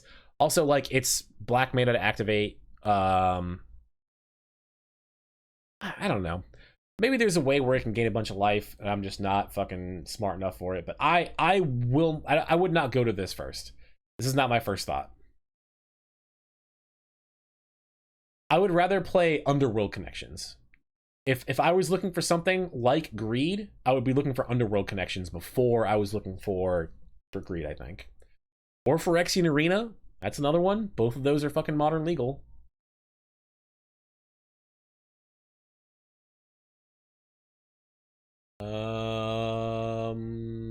Okay, cool. Weird that you're talking modern when this is a command. It is Commander Horizons. You are correct. Liquid Metal Torque is kind of a tangential card to Liquid Metal Coating, but this one is main deckable. So Liquid Metal Coating is typically a sideboard card that you go fetch up with Karn, the Great Creator. This card, however, you can pay 2 mana, tap it, put it into play, and it taps and produces colorless mana. So this card accelerates you into your other things like turn 3, Karn, the Great Creator. Now, where it lacks from Liquid Metal Coating is the fact that this target non-land permanent becomes an artifact in addition to its other types. So Liquid Metal Coating turns lands into artifacts, and then Karn can uptick to kill those lands. This one doesn't have that feature. So this one's a little bit worse in that regard, but it also is main deckable, so I think this card's quite good. I think this card's gonna be playable as fuck. Lucid Dreams, Milliken, we don't care. Mishra's Factory. Mishra's Factory, I think, is a strict upgrade to Mutavault in a lot of decks. Not every deck, but the fact that Mishra's Factory can block something and then pump itself to become a 3/3 automatically makes this card better than Mutavault in a lot of scenarios. So this is a huge upgrade to Mutavault for a lot of decks. I don't know which decks, because Mutavault's not like that important of a card to modern, so I don't sweat that too much. None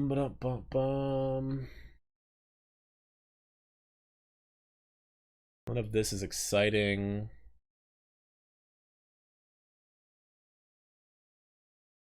Quirion Ranger. All right. Quirion Ranger is a reprint into modern that I think is going to actually break some things. Quirion Ranger is a green for an elf. Return a forest to your hand as an activation cost, and it untaps target creature. Activate only once each turn. There's definitely a lot of ways this could be good. This could go bad. This could break. So I'm fully expecting this card and someone to find something quirky to do with this. That's just gonna fucking have a heyday with it. I'm sure there's some combos with this shit. I don't know what they are. Again, not the smartest bulb in the fucking tree. Are they reprinting Blood Crypt in this set? No, they're not. They're not doing that. This card's very good. I expect this card to see a lot of play. Elves obviously will play this. I think other decks are gonna find a way to play this as well.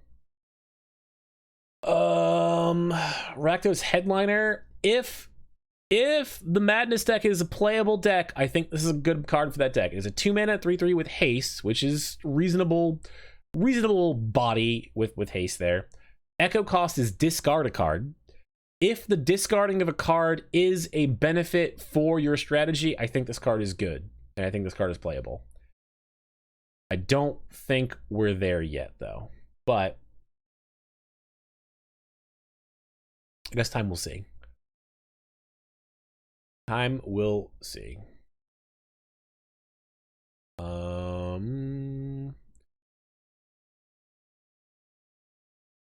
Sea Drake is a bad card. Ooh, okay, here we go. We got some seals. So these are 2 of the missing seals for modern. So some of the seals were reprinted, like Seal of Fire and Seal of Doom. Both have been seen modern printings. Seal of Cleansing and Seal of Removal now both are in modern, and these are huge because these are non-creature spells that are permanents, trigger prowess, and they're playable with Luris. These are amazing. These are amazing fucking additions.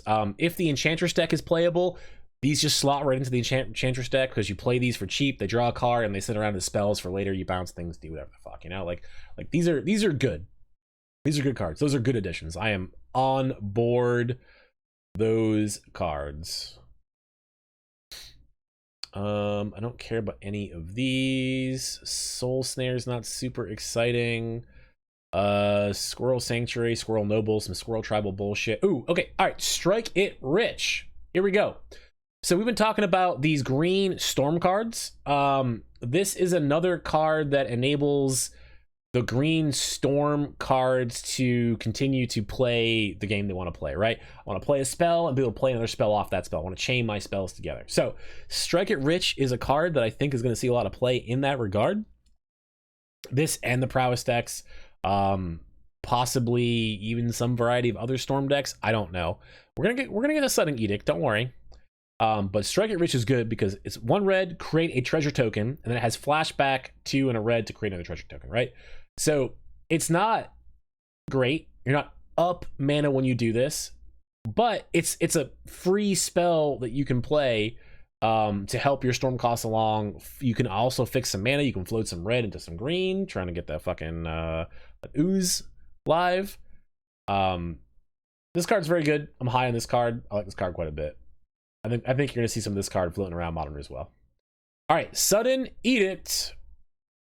2 mana, 1 and a black. Instant, split second, target player sacrifices a creature. Card is fantastic. Card is great. Edicts suck in Modern, however. So to say this is Modern playable, I think would be egregious. To say that this is fucking awesome would not be egregious. It's a fucking cool ass card. The art's fucking cool. But I don't expect to see this card seeing any play in Modern, unfortunately.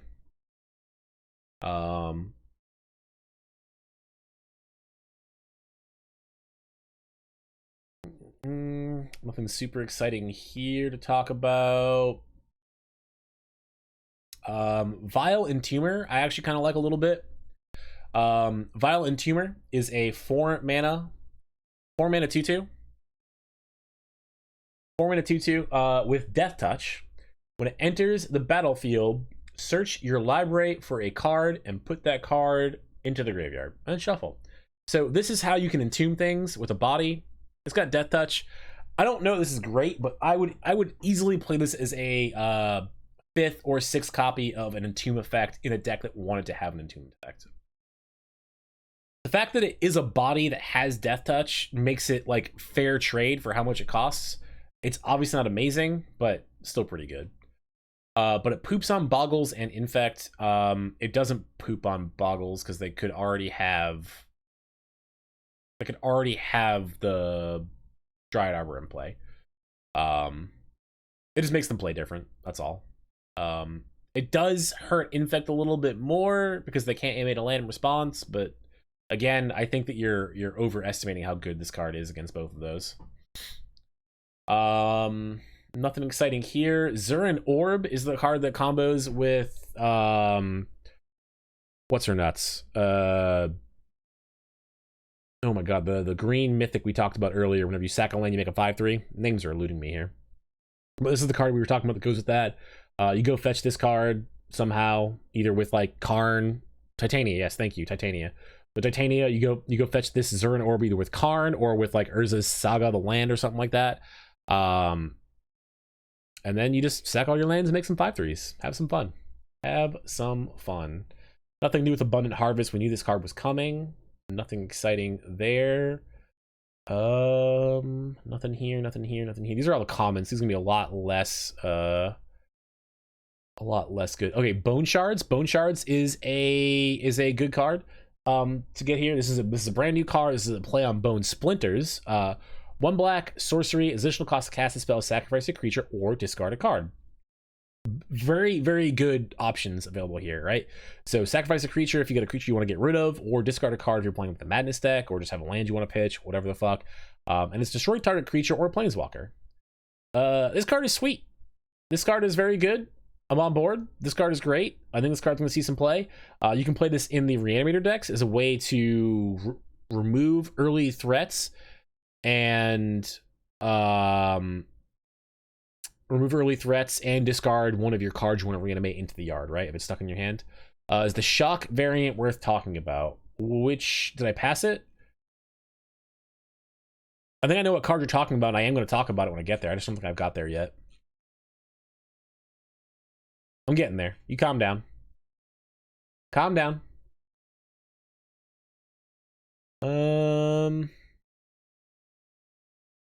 Chatterstorm. We have a Storm, a green Storm card that makes a 1/1 green squirrel creature. So it's like half of a Empty the Warrens. Half an Empty the Warrens is still pretty good. And it's in a different color. You don't have to be playing red. So there's some value there. You can also go off turn 2 with that card too. Because if your hand is so again, let's go back to this green Storm deck. Your hand is Burning Tree Emissaries, Hidden Herbalists, and Manamorphose. If you just do all of that, right, you couldn't go off with an Empty the Warrens on that same turn, but you could with a Chatterstorm. So I think Chatterstorm gets a pretty good nod there. None of these other cards are super exciting. These are the artifact lands in the bottom right, the Dark Moss Bridge. There's 10 of these. They're all bridges. They all enter the battlefield tapped. They're indestructible, and they make 2 colors of mana. I think these are good. I don't know that they're modern playable good, but there's something. Where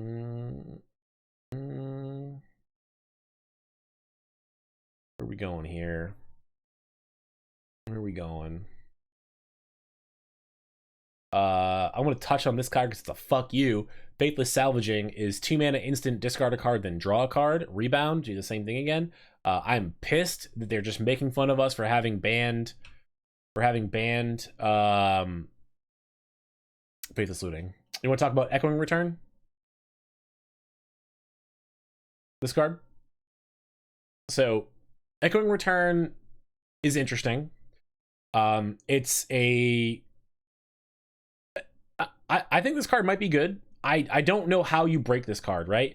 So there are a couple cards. Let me read what the card does first. So it's 1 black mana, sorcery speed, Echoing Return, return target creature card, and all other cards with the same name as that card from your graveyard to your hand. So you're disentombing, you're getting all the cards with the same name back to your hand. How do you break this, right? The ways to break this are cards that don't have quantity restrictions, like Relentless Rats or the Mill Wizard, you know, right? You can play as many as you want. Theoretically, you could pick up a whole big fat fucking pile of cards with this. Maybe there's some other creature that I can't think of that puts itself in the yard very easily, but wants to be in your hand. I don't know what that card is, and this could help you return like all the copies of that. I don't know. I like the idea behind this card and the fact that this card can be a 2 Shadowborn Apostles, the other one too. Yeah, that's right. There's 3 of them. There's 4 of them with a dragon thing too. This is the Shadowborn EDH deck. Sure, but I'm thinking modern. I think no, there's no Simian Spirit type cards that discard themselves, and they're all banned. All of those cards are not legal in modern anyways. I don't know what you do with this. I think that there's possibility with this card. I think this card has something to be said about it. I don't know what that something is, but I think someone will figure it out. I mentioned that. I don't care about this. Floodhound doesn't matter. Foundry Helix is bad. Galvanic Relay is bad. Okay, here we go. Goblin Anarchomancer. All right, so this is also part of this green-red storm deck I've been talking about. It is a green-red 2/2. Each spell you cast that's red or green costs 1 less to cast. So if you have Manamorphose or Hidden Herbalist in your hand, they suddenly become mana positive cards. So if you go turn 2 Anarchomancer and turn 3 just fucking storm off with a bunch of shit, you're ready to go. You did it. You won. You play a storm card. Go home. You know? I think this deck has to be more stompy than like a regular blue-red storm deck gets to be. So you're playing more copies of a lot of these like random cards. Like you're not playing like one like Grape Shot like a storm deck might be, you know? So I don't really know how to evaluate this card in particular, but this deck I think actually has some play to it. Hard Evidence. This card I think is a pretty good all-star from here. Hard Evidence is 1 blue sorcery, create a 0/3 blue crab creature token, investigate. So this does a lot of things. Creates an early blocker. It's a prowess card that like gives you a clue stone that you can crack later to draw a card for cheap, while being on a body. So this is kind of like a it's like a spell version of Thraben Inspector. The other thing this does is if you're playing a polymorph deck, this is an amazing, cheap, easy way to put a creature into play that provides you additional value and really blocks like a champ. A 0/3 blocks a lot of early threats in Modern. And the fact that like you can make a 0/3 that blocks everything and then also provides you the clue stone, like this card I think is actually like super fucking playable in Modern. I expect Hard Evans to see some play in some goofy decks, and I'm excited for it. Moving on. None of these are super good. Lose Focus isn't terrible. I don't hate Lose Focus as a card idea. It's a bad mana leak that becomes better in the late game. Like if you actually wanted to play mana leak, probably countering them unless they had 2 extra mana for their spell is probably enough most of the time. This gives you the option of scaling up as well. So it's 2 mana, lose focus, replicate 1 blue, counter target spell unless the controller pays 2. So it's an early mana leak that then scales upwards in the late game. I kind of like this card. You never want to be playing a lot of these cards, you know, but it's possible this is better than Mana Leak. I really don't know. I'd really hard to evaluate if it's better than Mana Leak or not, but I think it's close. This is a free spell, Mind Collapse. 4 mana, deal 5 damage to a creature or planeswalker. If it's your turn, you may sacrifice a mountain rather than pay this mana's cost, or spell's mana cost. Anytime you can play a spell for free, no matter what its cost is, always think about how that card can be used. This card probably has some play, probably has some sideboard interactions. There's some love here. This card can do some things. I'm sure of it. What else we got? Else do we got here?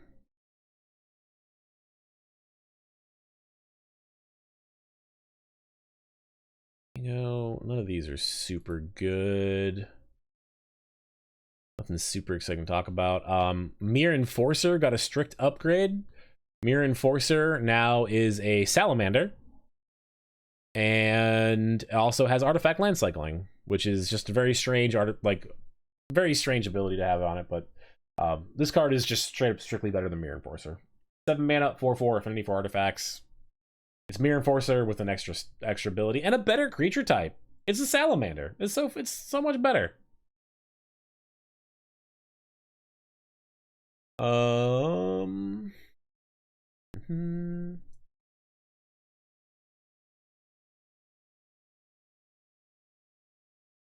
Where are we going? What else we got here?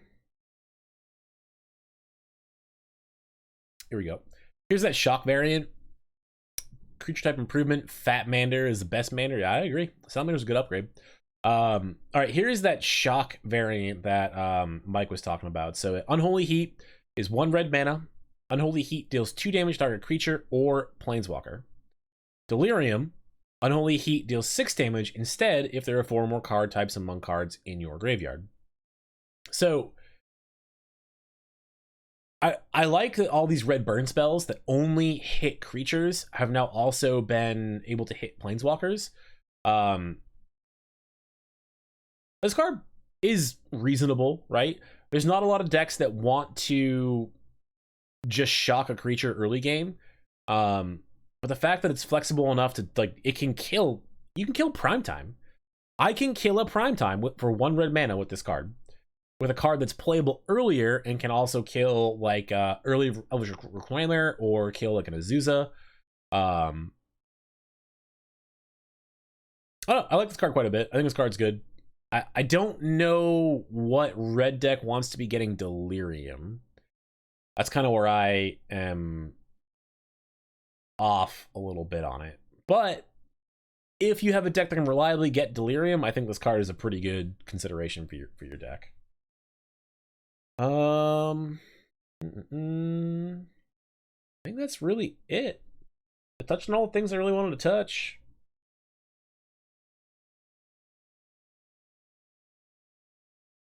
I'm trying to think if there's anything else that's really exciting. I guess like Terminal Agony. If the Madness deck is real, Terminal Agony is a 4-mana destroy target creature, but the Madness cost is black red's 2-mana destroy target creature. So yeah, I mean, like if there is a Madness deck, this is a playable card within that deck, because again, getting to discard a card for value and then being able to use that value to like produce some board state advantage as well, I think it's a big deal. Obviously you're gonna be playing against decks that you want to be killing creatures, not doing something else. But I don't know. We'll see if that Madness deck comes together. I'm curious to see if somebody can figure that one out. I would love for there to be a Madness deck. Like blue green Madness back in Odyssey block. It was just a lot of fun. It was a cool deck, a lot of fun. I just don't know if that would have the power behind it that we would need. I don't think it does. I don't think it does. I think that's a moot point. I think everybody dies and it ain't no good. All right. I wanted to play Magic against blue-green Madness. Cool. That's actually like, that's a fun deck to learn to play Magic against, right? Like there's so many interesting things going on in the blue-green Madness deck. And like there's just so many cool cards. Like you've got Wild Mongrel, you've got Merfolk Looter, you've got Wonder, you've got Arrogant Worm, you've got I think they still played Aquamoeba sometimes, but not all the times. Excuse me. God, what else is even in this? Circular Logic? Oh, Circular Logic. Give me Circular Logic in Modern. I will force it. I will find a way to make Circular Logic playable. I promise.